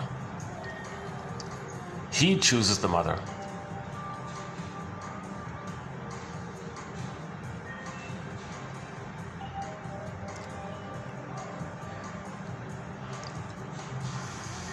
I want you to.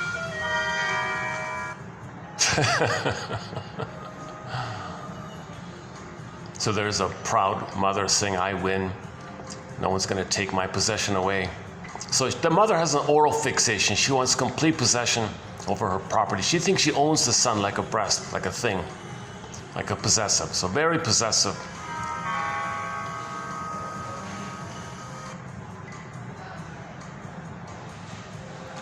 Okay, we're near the end. Hang in there. We'll get to the close. The closing narration is coming right up. Hang on. The closing narration is excellent. Hang on.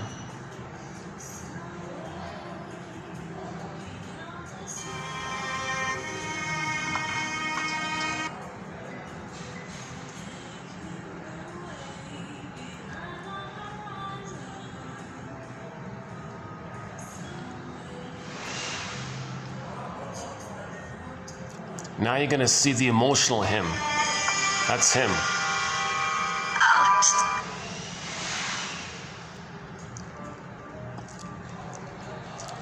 A 9-year-old boy possessed by his mother cannot love as an adult.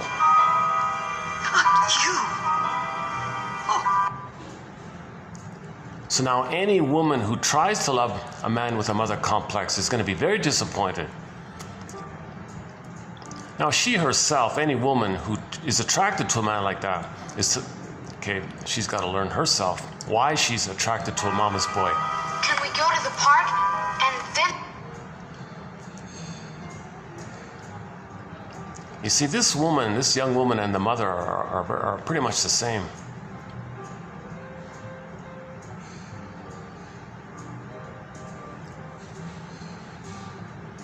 To the zoo and have 2 ice cream cones? Oh boy.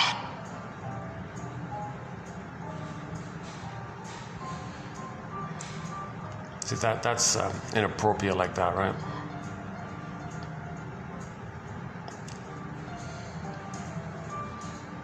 So this boy thinks he's in love with his mother, Oedipus complex. So maybe that's one way to think about the Oedipus complex. And now he wants her. Not truly. This woman representing his true. Okay, here we go. This next scene represents how any Don Juan cannot love another woman. Go away, lady. The hate, right? Don't take away my mother. I hate you. But actually, the hate is towards the mother. We don't need you anymore. The psychic splitting. You see, he loves his mother, but the woman is going to play his mother whom he hates. Psychic splitting. So you're looking at psychic splitting. You see, he's in love with the mother, but he really hates the mother, splits the hate, puts it onto the younger one there. So he really hates the mother, puts it onto her to preserve the blissful one, the honeymoon, blissful oneness that he needs. But he really hates his mother. He diverts his hate onto her. So he hates all women. The Don Juans hate all women. She's just one of hundreds or thousands for any Don Juan. So that hate you saw represents the hate, the woman hater of Don Juans. They're married to mom, and that's all they want. And all the true hatred towards it is dispersed onto all women.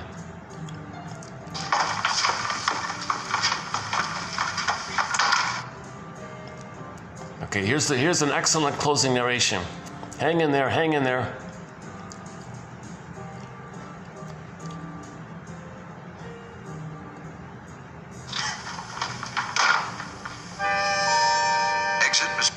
Exit, Miss. Okay,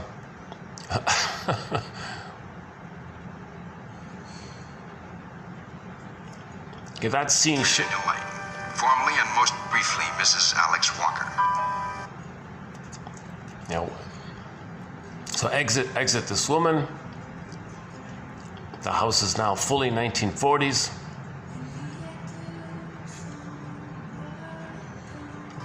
Nothing in the present. She's just given up a battle and in a strange way. So the battle, right? The battle to individuate, the battle to break free from the mother, he lost. He lost. So the woman running out was his spirit. His spirit flew away. The mother possessed him. And Treated. But this has been a retreat back to reality.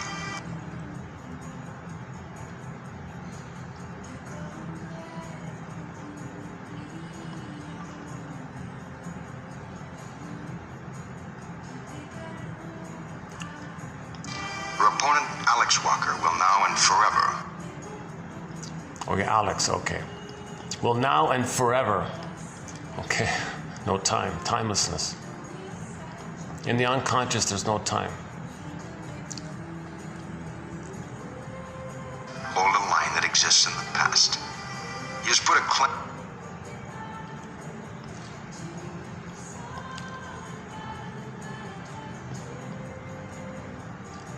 So when he was 9 years old, mother heard him and he was married, flash frozen trauma at this time. Name on a moment in time and is not about to relinquish it. He's not gonna relinquish this trauma bond to the mother. He's not gonna relinquish it. Such things do happen in the Twilight Zone. All right. I love that. I love that last line. Such things do happen in the twilight, in the unconscious. I'm gonna have to redo that. I'm gonna have to redo that episode. Is that it? All right. There's the stars. Huh?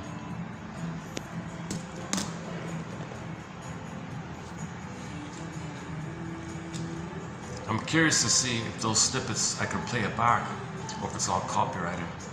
So if you didn't see the past little while, it's because I try to play season 3, episode 34, Young Man's Fancy episode. How we doing? Let's check the time. How are we doing here? What time is it? 3:43, 71%.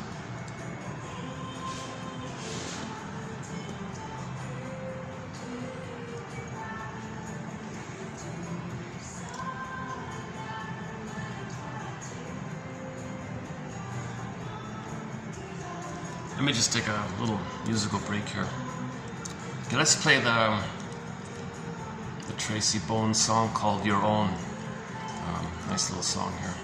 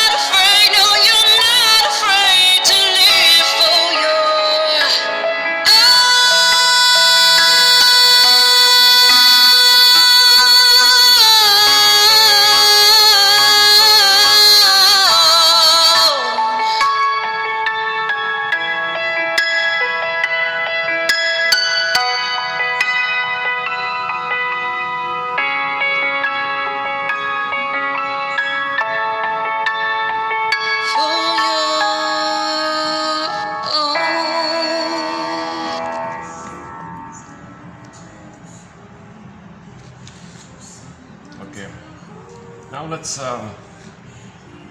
maybe quickly cover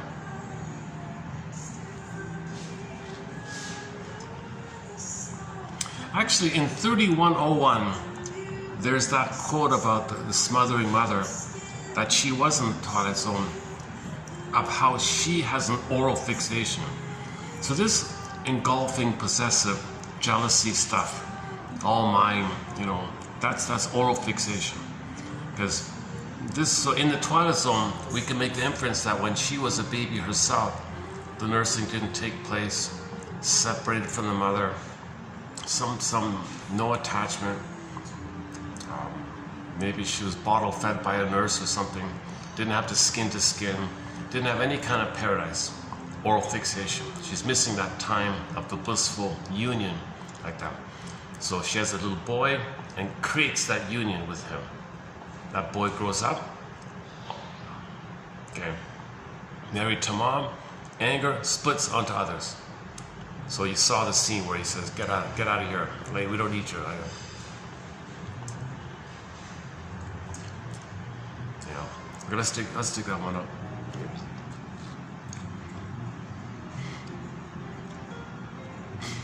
Where are we here? One sec. Okay, let's take that one up. 3101.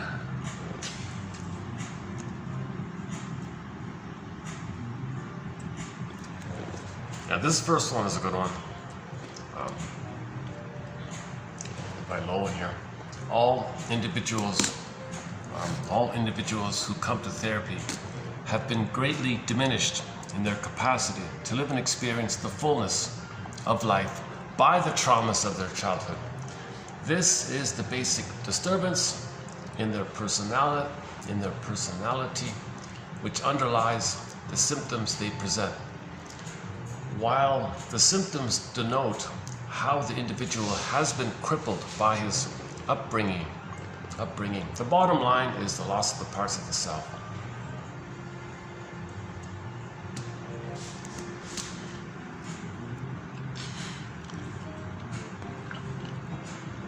Okay, the second one was about the unconscious control, the unconscious motivation to keep your muscles tense, and you can't consciously say to yourself, all right, back muscles, lighten up, will you?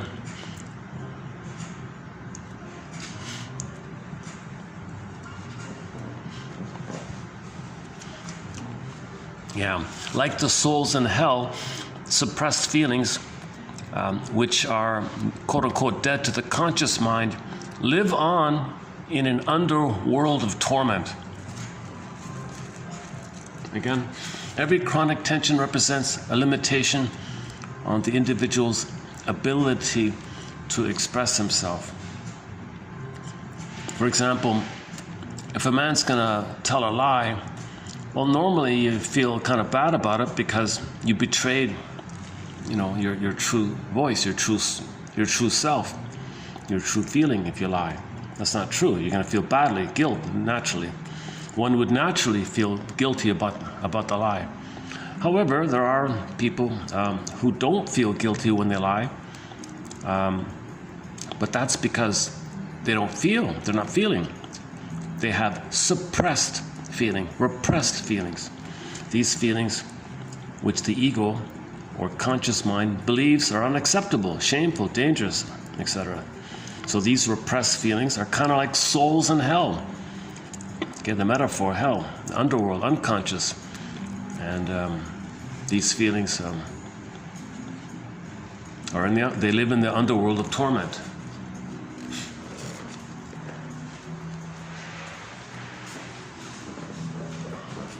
Okay, that's not good. Where is it? Hang on.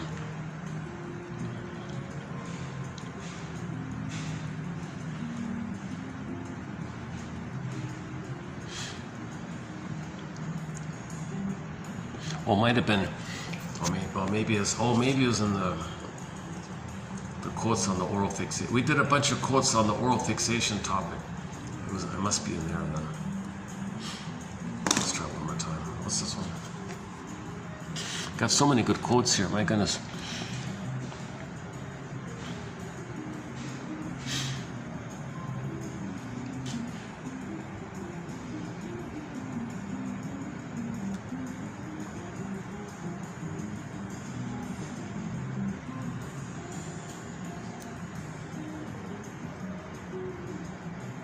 Hell is the suffering of those unable to love. Dostoevsky.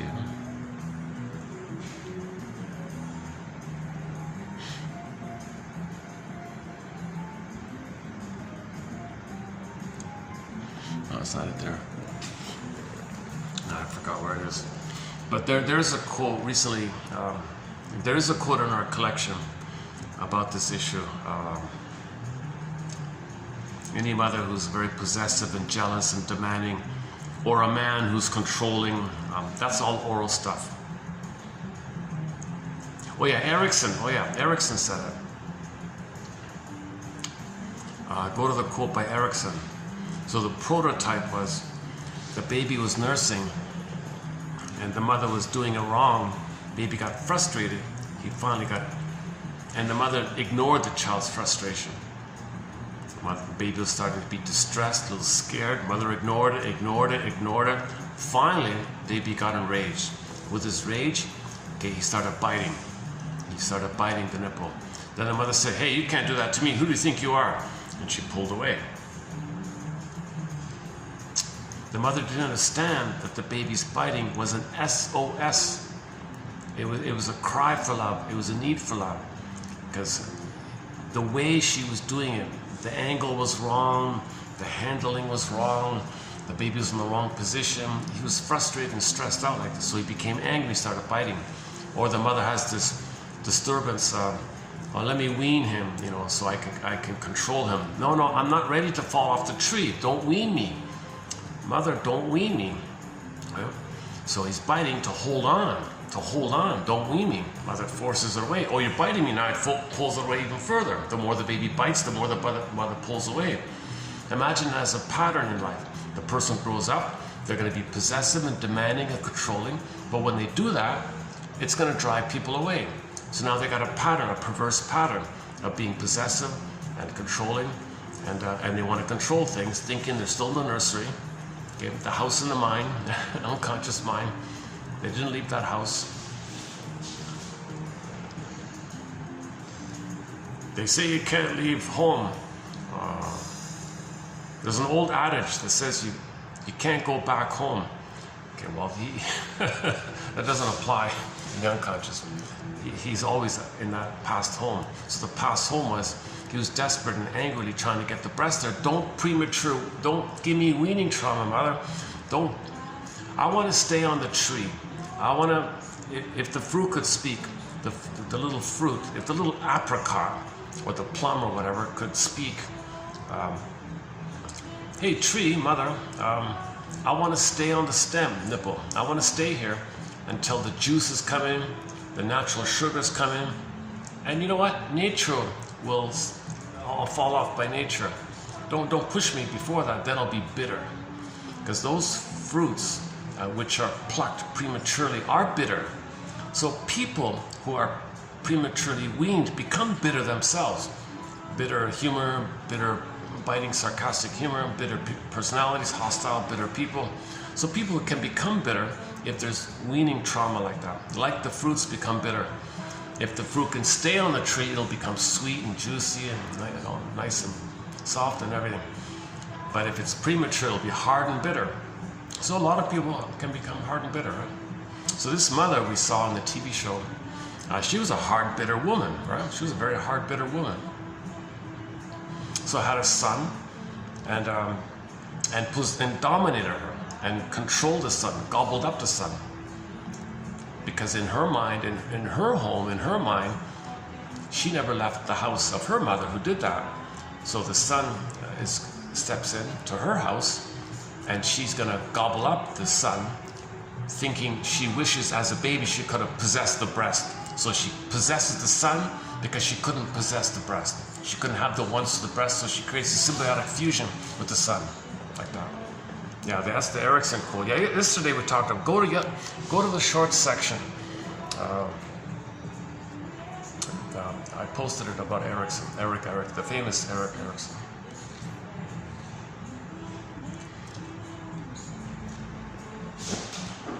What are we doing here? Okay. Now, I'm tempted to go upstairs to see if maybe I can just, okay, hold on a second. A second thought. Okay, let me be a little lazy today. We're doing 3072, right? Or 3, which one is it? 3073. Okay, so below, if you click the more link in this video, you'll get 3073. Now I've discussed these quotes already in preview mode. So if you're interested in my rambling about it, you'll find it about a month ago kind of thing. But, so let me just let the iPhone read it out. I'm feeling a little lazy here. And then when it's finished, let's go upstairs to see if there's we go outdoors here. Plus, I know they're preparing for something back there. I want to leave before that kind of thing starts happening. So the first one's about Janov. A lot of great quotes by Janov.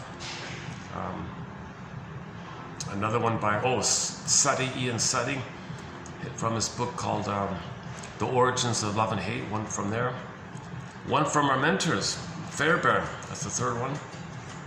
And the fourth one is a guy I don't know. So there are 4 solid quotes below here. 4 good, strong, solid quotes, I think. So let's see if it works here. Okay, I'm gonna let the iPhone read it out. Do you prefer the male or the female voice? Well, whichever's queued up, we'll just let it play. Or what if I just like that? Okay, I can't really get it. I can't get much of a view if I do it this way. Unless I hold it, is it better? If I just hold it up, is it better? Is it worth holding it? Or just, I guess I can just hold it, eh? It starts shaking, right? Alright, let's just read it. Let's just do it like this. Okay, so here's TQ 3073, 4 solid quotes from 4 solid authors.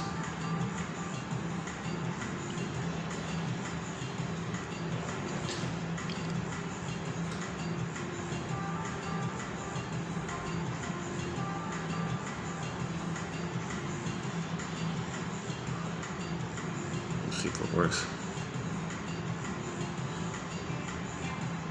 We are cured when the body makes its statement. It speaks its own language and chemicals, they are also US. We are not just a cortical brain. If there are high levels of stress hormones in a person, the body is saying, no, you are not well. If a young child is constantly frustrated, she is going to be an angry child and adult. The child is responding to hurt, and it would be the ultimate denial to pretend she has not been hurt. If the system is loved and not traumatized, it will be kind and generous and not hateful and aggressive. Connection is healing. The wound we are healing is the lack of love. The method of healing is to experience this lack consciously.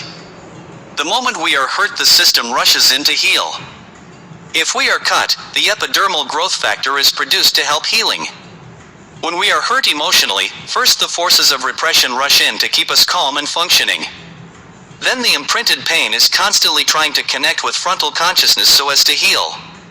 The system knows that is what it takes to heal. All of our measurements show that connection heals, whether of permanent drops in blood pressure or the permanent lowering of stress hormones. Janov. I consider then that love of mother is primal insofar as it is the first formed and directed emotional relationship.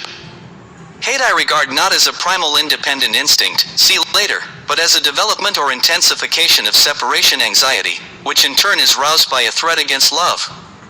It is the maximal ultimate appeal in the child's power, the most difficult for the adult to ignore. Its purpose is not death-seeking or death-dealing, but the preservation of the self from isolation, which is death, and the restoration of a love relationship. Mother is good and kind. If she does not love me, that is because I am bad. From this starting point is developed what is called by some people inferiority complex. The anxious sense of separation seems to the infant as much a rejection of its own gifts as a refusal of the mother to give. The rejection of the child's gifts, like any failure to make an adequate response, leads to a sense of badness, unlovableness in the self, with melancholia as its culminating expression. I study. Frustration of his desire to be loved as a person and to have his love accepted is the greatest trauma that a child can experience, and it is this trauma above all that creates fixations in which a child is driven in a resort as an attempt to compensate by substitutive satisfactions for the failure of his emotional relationships with his outer objects. Fundamentally, these substitutive satisfactions all represent relationships with internalized objects, to which the individual is compelled to turn in default of satisfactory relationships with objects in the outer world. From the point of view of object relationship psychology, explicit pleasure-seeking represents a deterioration of behavior. Explicit pleasure-seeking has as its essential aim the relieving of the tension of libidinal need for the mere sake of relieving this tension. Such a process does, of course, occur commonly enough, but since libidinal need is object need, simple tension relieving implies some failure of object relationships. The fact is that simple tension relieving is really a safety valve process. It is thus not a means of achieving libidinal aims, but a means of mitigating the failure of these aims. W. Fairbairn. Infants and toddlers are overwhelmed when faced with inadequate care, neglect of their basic needs, or violence. If their cry for help is not heard, this deprivation leads them to suffer feelings of helplessness and even fear of impending death. If they are forced to eat, sleep, defecate, or are painfully restricted in their quest for knowledge, they will permanently feel overwhelmed and threatened by demands, reprimands, and instructions. Repeatedly sustained helplessness in combination with the fear of death is permanently stored within their emotional memory. Fears are suppressed and the child no longer anticipates any help. He no longer seeks intimacy in relationships. He suppresses his desire to bond, suppresses his fear and grief, even his anger, and then shuts down. This results in the typical schizoid retreat to the inner world of internalized object relations. Identifying with the bully, all the while experiencing emotional pain. They should be crying. Without the knowledge of grief and tears, relationships become empty. Comfort is not to be found in empathic people. Compassion with oneself and also with others is absent. They remain desolate, desperate, and hopeless. The unconsoled and weary can only turn to themselves for help, since they mistrust others. They no longer rely on others to attain security. They shut down, pull away, and only accept superficial encounters. Reberger. TQ 3073. Okay, your mission. Submitted for your approval and consideration, as they say in the Twilight Zone, as Rod Serling says in the Twilight Zone. Your mission is to see if you can access that video somehow. Season 3, episode 34, called Young Man's Fancy. And see what you think about it. And think about it as this powerful force of how does someone leave the template in the mind, the memory of the mind, called leaving mother's house.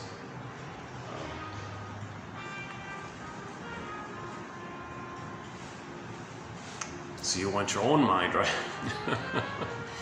So in your own house, in your own psyche, in your own mind, the memory of your mother, whatever positive side of it, it could be there. And the hurtful side of it is, well, you give it empathy and understanding and recognition that she's impaired, emotional dyslexia, emotional warping, then kind of takes a back seat kind of thing. So give a little empathy and validation.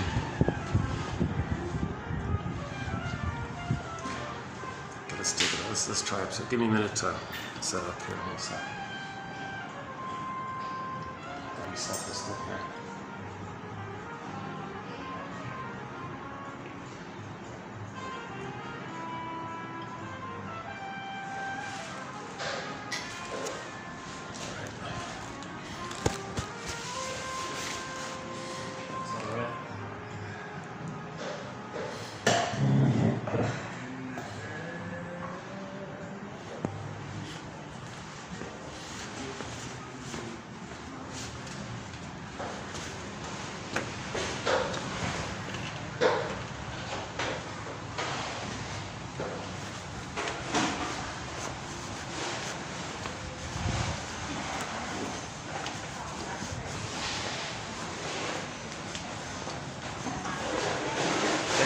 Thank you. It's fine.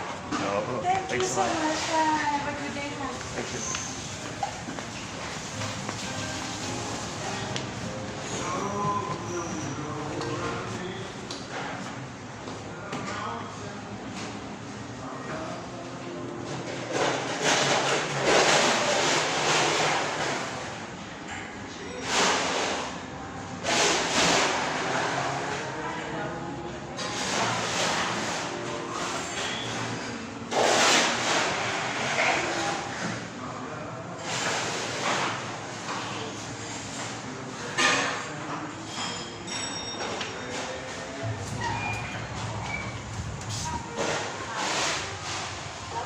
Where is it?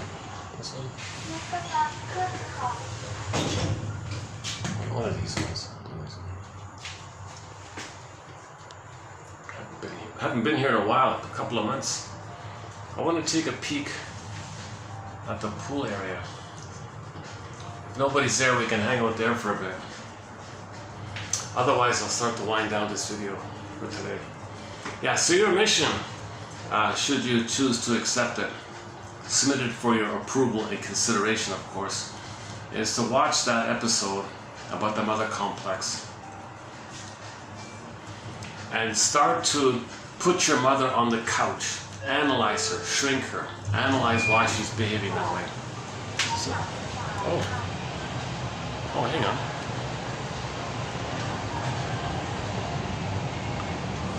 That was my view here.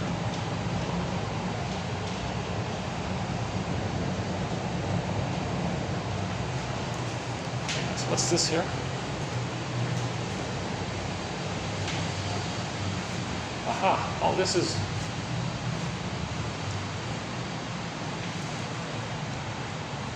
Oh, this is new. Oh, this is great. Oh, look at this.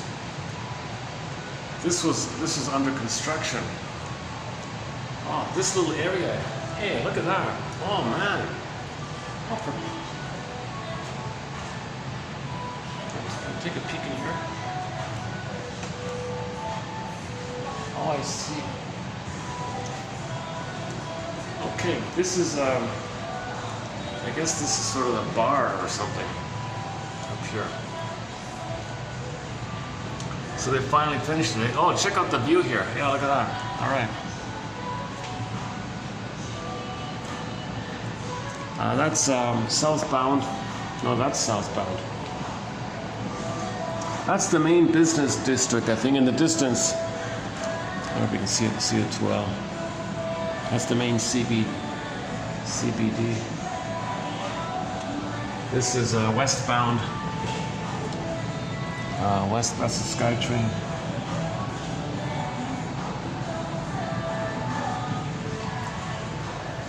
And they have an outdoor smoker section.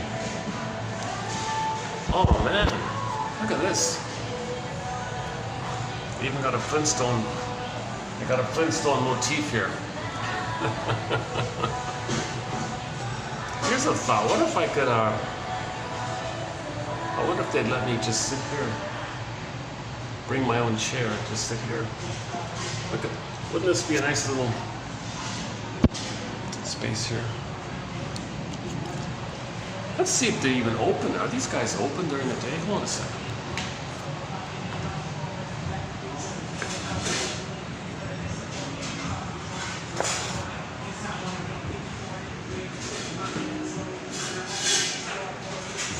Looks like they're open, eh?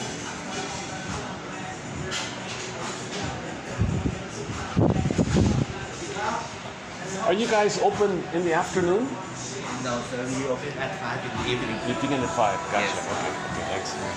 We do serve the Thai modern food if you would like to have some experience. But it's at 5 though, right? Yes. Are you open like at 12, like at lunchtime? No, right now only for dinner. Only dinner. We are in the soft run open. Okay, Not great. officially yet. Looks great. It reminds me of the Flintstones. Yes, that is our concept. Is it? It's our concept, the caveman, something like that. We hunted and then we cook. That is our concept. You hunt it and you cook it. Gotcha. Great We idea. still have the rooftop as well, start at 5 as well. At 5, okay. Yes. That's nice. I'll be back. Take Yeah. your time, take your time. Yeah, thanks. Open at 5. Okay, open at 5.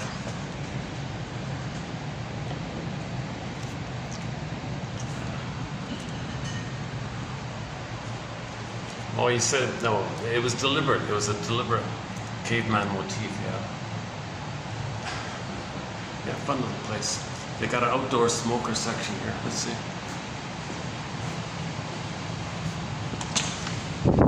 Oh, hi. Hi, can I just take a peek?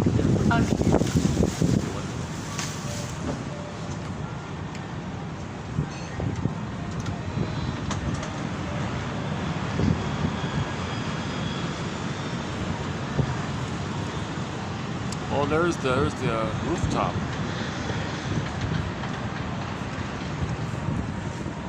Okay. That means there's a new rooftop restaurant here. All right, yeah. So what time is it? Let's check the time. They open at 5, right? Let's see, what time is it now? 4:13. An hour from now.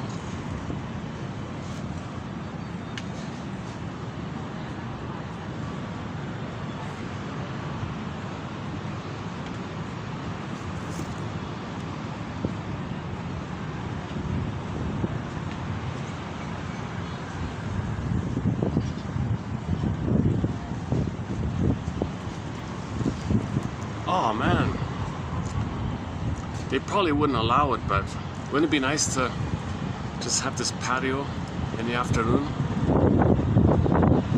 I could do a video up here, sure.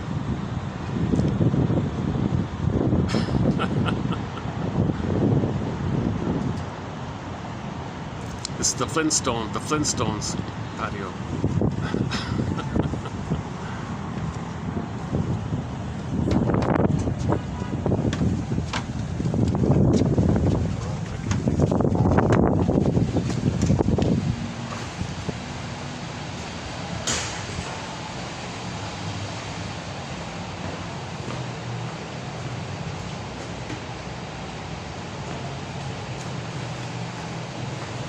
Oh, you can only get, oh, you gotta,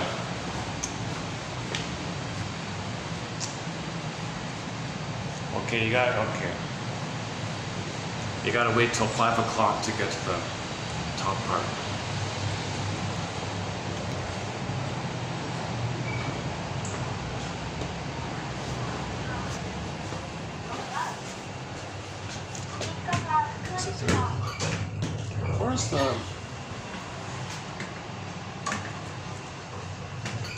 Where's the pool?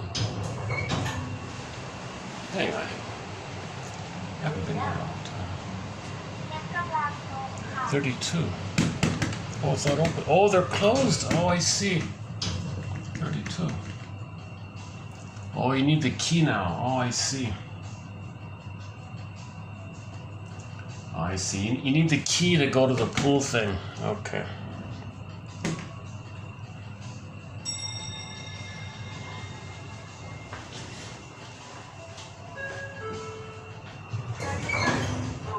Oh, 31. Is this? A 32nd floor. We're just up or down? Going down, yeah. Up, going down? Going down. We are going down. No, 17. Yeah, we're going. Yes, going down. Yeah. Just tap your card here and then press the Okay. floor. Alright. So go to 17. Yeah, we have to tap the card first. Yes. Okay, now. Do we need the key to go to the pool? Yeah. You do, eh? Yeah. Where's the pool? Have you been to the pool yet? 32? No, not yet. Well, it used to be you could visit the pool without the key. Oh. Now they changed it. Now you need the key. Oh, I see. You don't have the key? I don't have the key. I had to go get that. Well, enjoy the pool. Okay, go.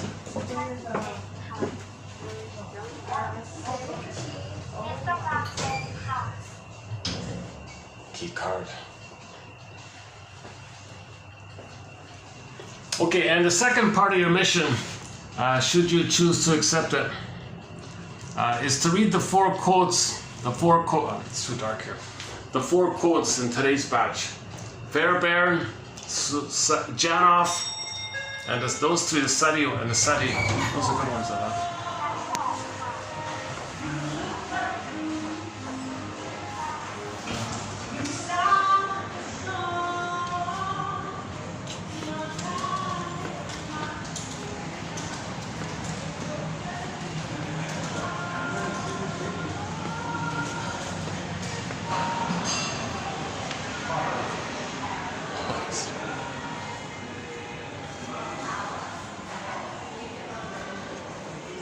Yeah, we'll just wrap it up here then. Any final thoughts? Oh, it's a new discovery. We found the Flintstones bar, the caveman bar, a caveman themed bar on the 30th something floor. The waiter was a little humorous. Yeah, we go out and hunt for you and cook it for you fresher.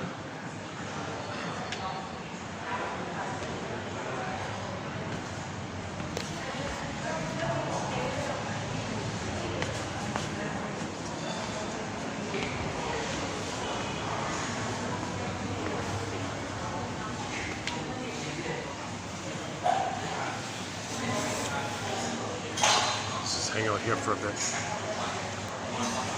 Any concluding thoughts here? Any final thoughts here? We'll have more quotes by Mr. Lowen coming up in the pipeline. Yeah.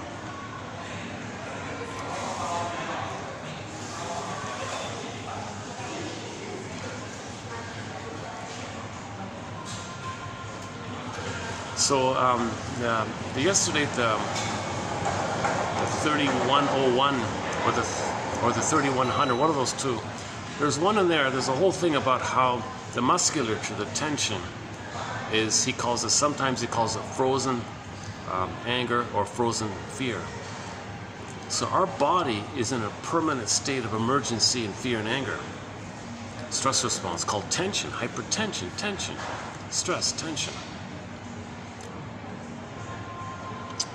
So that's why our feelings personified as souls tormented in the hell, unconscious, like the surface. So you're living superficially, he said, unemotionally, like that.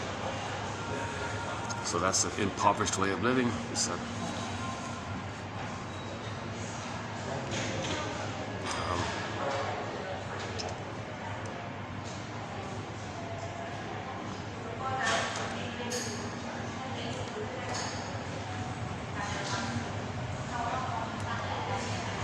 I was thinking about we can walk down the road a bit or just stay here.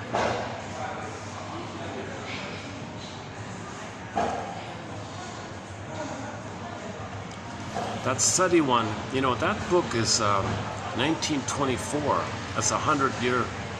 It's a 101-year-old book. He's one of the first authors to kind of make this emphasis that anger and hate and hostility, it's comes up from the love need being under stress. So it's the same line. So hate is an expression of wanting love, needing love, stress around not getting love. Hate is from that. They're not separate kind of things. So when people say, oh, battle between love and hate or good and bad, good and evil, it implies like a separate kind of thing. No, the hate comes from the need for love. It's the same kind of line. They're not distinct, separate things. So hate is a cry for love. It's the reaching for love, blocked, tension, fear, anger, stress, shame, guilt, and then the final pathway is the anger. Anger is the SOS. The baby thinks he's going to perish. He's in peril here. Anger is the baby's thought that this is my best chance to get mother's attention. And then what does the mother do? If she shames the baby for that, the soul's in torment. His spiritual body, emotional body, soulful body, represented by souls in the torment. And then the body will respond and keep you in a state of suspended fear and anger. So now you're not feeling. So now you need to cry, but I can't cry because the musculature blocked it. So you need enough permission in your ideas to allow you to accept the loosening up like that. So maybe you can do a little bit like titration, you get a little bit musculature release, and think about a release, think about a release. But too much release without any ideas about it, it's called spiritual bypassing. It doesn't work.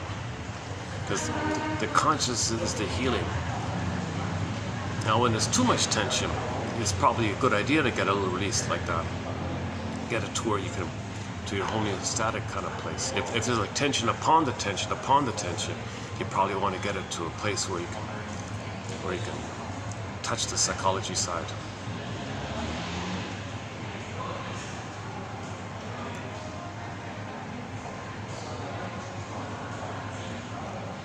Yeah, I'll do that. I'll come back one day. We'll do a video at the Flintstone place. The Flintstones in the sky. Flintstones in the heavens.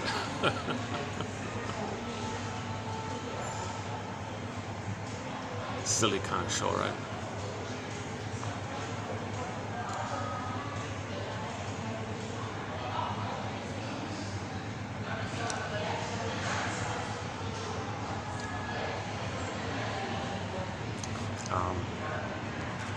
So yeah, so we talked about the oral fixation, sometimes called part object relating. The part is the nipple and the breast, like a part of the mother. So although the nipple and the breast is a part of the mother, under stress, the baby only sees the nipple and the breast. But from the baby's point of view, that's the whole world for him. Back to Fairbairn. Fairbairn says if the baby has a natural birth and he's relaxed, he can sense, he believes the baby can sense a whole person right from the beginning. But since usually most babies are under stress, they can't do it. They regress to the part. They're clinging, desperate part like that. And then they're traumatized at the part place. Oh boy, then they go through like objectifying, feeling entitled, not caring about feelings, because they're entitled to receive like that. So they haven't left that house, you know. Like the guy in the Twilight Zone, he never left the house.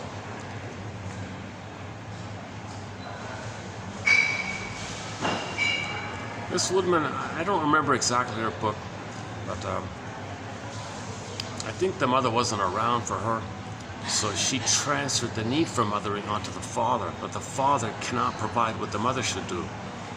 So she's struggling with trying to get maternal needs met through the father, but the father can't do it. So she said she's trying to leave the father's house, which is really just code for leaving the mother's house.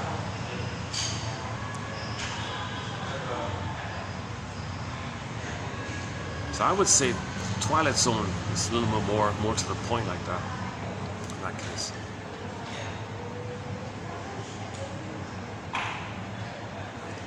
This is a spiffy, this is a nice spiffy hotel here, very, very huge, 2-3 story ceilings.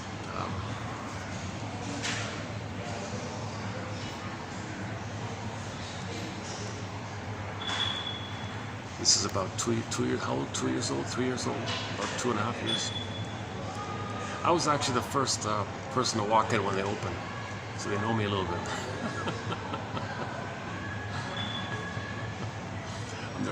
I'm their honorary first guest here. I mean like walk-in kind of, I mean from the walk-in point of view.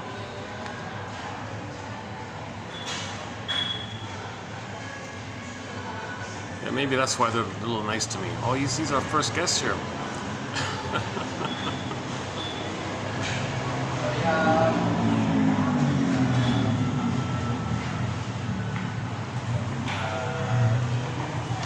This is a very high service kind of hotel. They got a lot of staff.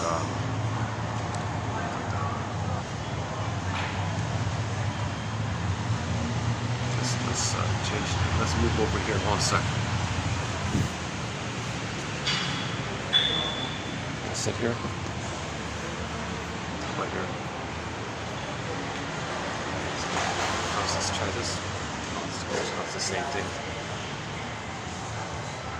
Yeah. The lobby's kind of a little on the small side, considering the size of this fancy hotel. The lobby's pretty small. Just they can barely hold what? Let's say 2, 4, 6, 8, 10, 20, 30. Oh, less than 50 people, fewer than 50 people can sit in the lobby here.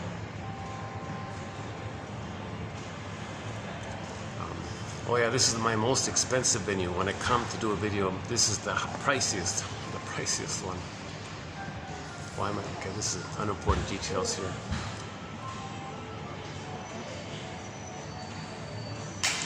Hey, wait a minute. If it's 5 o'clock, should we go up? I gotta buy a drink up there. What time is it? Should we do it today? Well, it's only 4:28. 4:28. Okay, let's just go for a short walk on the outside, and I'll wrap it up in a few minutes.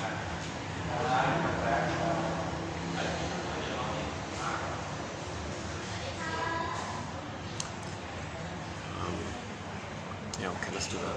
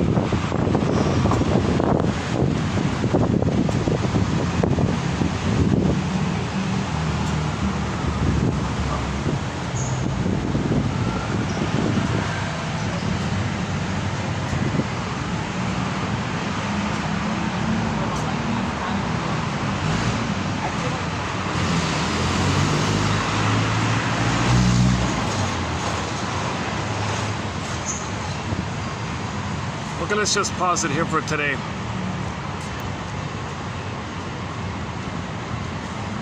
So the 4 quotes below, see if there's one of interest. Use it as a springboard to free associate with. What does this idea remind me of? What does it suggest to me? And just see if something more freely comes up, kind of thing. When a feeling arrives, when you sense a feeling, you validate it by saying, I must have a very good reason for feeling this or sensing this. What's the fill in the blankest about it? And then see if you can get that Twilight Zone episode. I gotta update that one. I want to find a way to seamlessly flip back and forth between that woman being a symbol or a voice of the man's soul, trying to break free, and just the practical, superficial role of any woman trying to love a man who's married to mom, kind of thing. And the man who is married to mom never left her house, symbolized why he couldn't sell the house. So the issue, they agreed he was supposed to sell the house, right? He said, in the episode, he said, no, I don't want to sell the house. I cannot sell the house. And he looks at the photo of the mother. Mother, I don't want to sell the house. Don't worry. I'm not going to betray you. I'm not going to leave you. I'm not going to sell the house. You're here. Our memories are here. We're one here. I'm not going to sell the house. I'm not going to sell the house. So he couldn't leave the house. Literally in the story on the surface, but metaphorically in the mind like that. He couldn't leave mother's house in the mind, called the mother complex. But again, it's a choice point. That staircase scene. Well, here's another famous staircase scene, right? The ghost, the mother, okay, was saying to the viewer, "Look, dear viewer, stop blaming the mother. He's now in his 30s. He's got to choose, right? So let's put some responsibility on the 35-year-old man here." Okay, now, when you watch that episode, then go to Nick of Time, the episode entitled Nick of Time, season 2, maybe season 2. In that episode, a similar theme, a very similar theme. They just got married, like that couple there, they just got married. And he was in a similar situation. He was fixated with something that reminded him of his mother. So he was going to be loyal to that thing, the mystic seer thing. And the wife saying, look, make a choice here. Are you married to mom or are you married to me? Make a choice, right? So he hesitated for a while and was clinging to the mystic machine toy. That's my mommy, that's my mom, I can't let go. And then, so we're worried about him. Are you really gonna live this pitiful kind of imaginary existence? Mother failing you, and you want to believe she loves you, but she doesn't love you, she doesn't know you, but you want to hope she can, and you're kind of lying to yourself. You're gonna live in this delusionary kind of thing. So the wife was saying, I've been very patient, but either you're married to me or you're married to mom. What's it gonna be? Ultimatum. So luckily he did say to the machine, look, you mother, I'm leaving. You can't stop me. I'm gonna go. You can't hold me back. I want my life. I want to live my life. I want to be with this my wife here. I'm not going to be married to you, so stop it. I'm leaving you. You can't hold me back anymore. You can't drag me down anymore. So he's like shouting at his mother to this little toy, the toy standing in for the mother. So he did break free, and the two of them rode off in the sunset. So that's like a positive, healthy outcome of this transition to leave mother's house. It's called Nick of Time. This one today we played, called Young Man's Fancy. He couldn't. So you got the two versions. So let's update the mission statement for today. Watch Young Man's Fancy and Nick of Time, the two episodes there. You'll recognize the actor in Nick of Time, famous actor.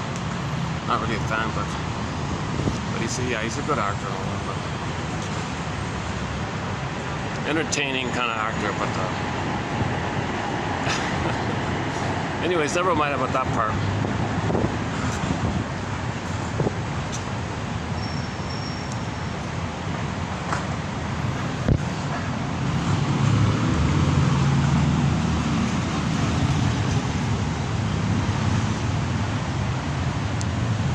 Okay, so mission updated. Watch 2 Twilight Zone episodes, Nick of Time and Young Man's Fancy. And then for the quotes below, see if there's one of interest and spend a few minutes thinking about it, reflecting on it.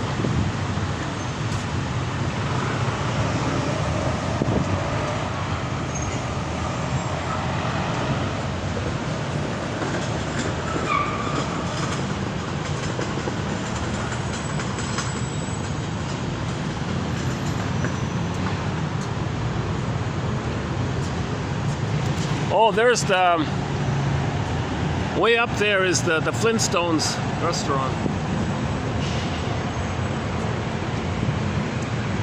The cave.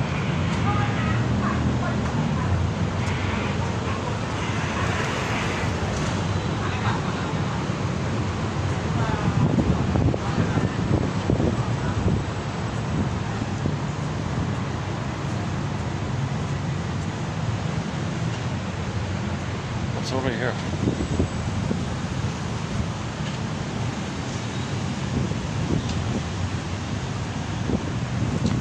Wrap it up here, just finish it here. It's got a breeze, got a bit of a summer breeze here, yeah. Yesterday was that at the park, yeah.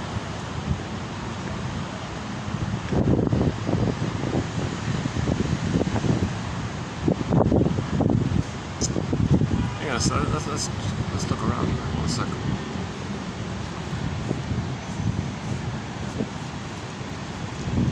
Yeah, that's a spiffy place there, that one there.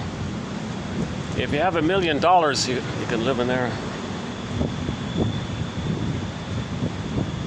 Okay, that's it.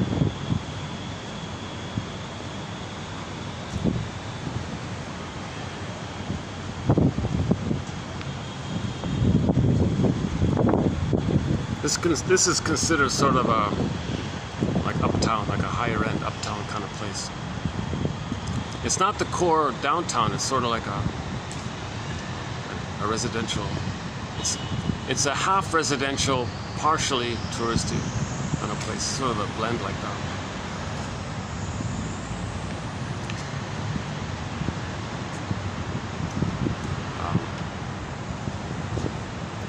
Okay, any final thoughts here? Yeah. Jeez, eh?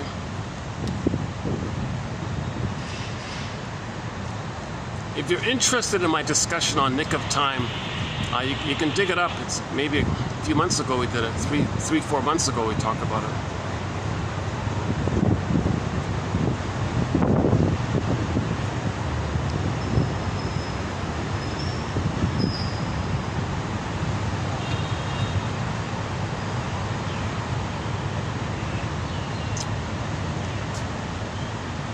If you watch those 2 episodes, Nick of Time and Young Man's Fancy, you'll see the same basic confronting the mother complex issue, right? Can you be autonomous and have your identity and love a person in the present? Because if you don't, you can't, and the woman's gonna take off, because usually most people don't want to be with an emotionally unavailable person. You're married to mom, you're not married to me.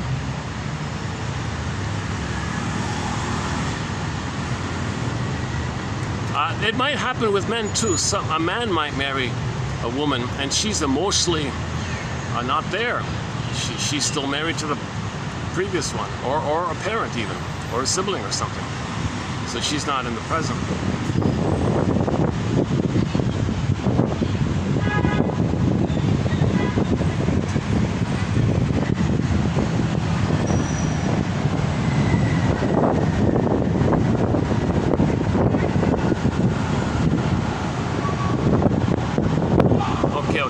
I'm dragging the ending up here.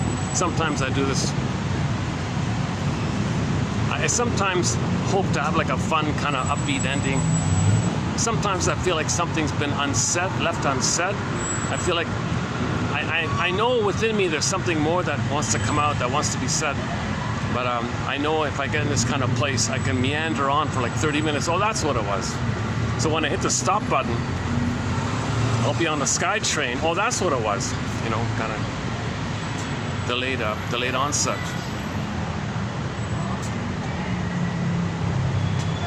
So we all know that when you feel relaxed, you think more clearly. If you're a little stressed or triggered, less so. Okay, for the love of narrative medicine, may the psychoanalytic force be with you. May the psychoanalytic force be with you. And we'll see you in 3703.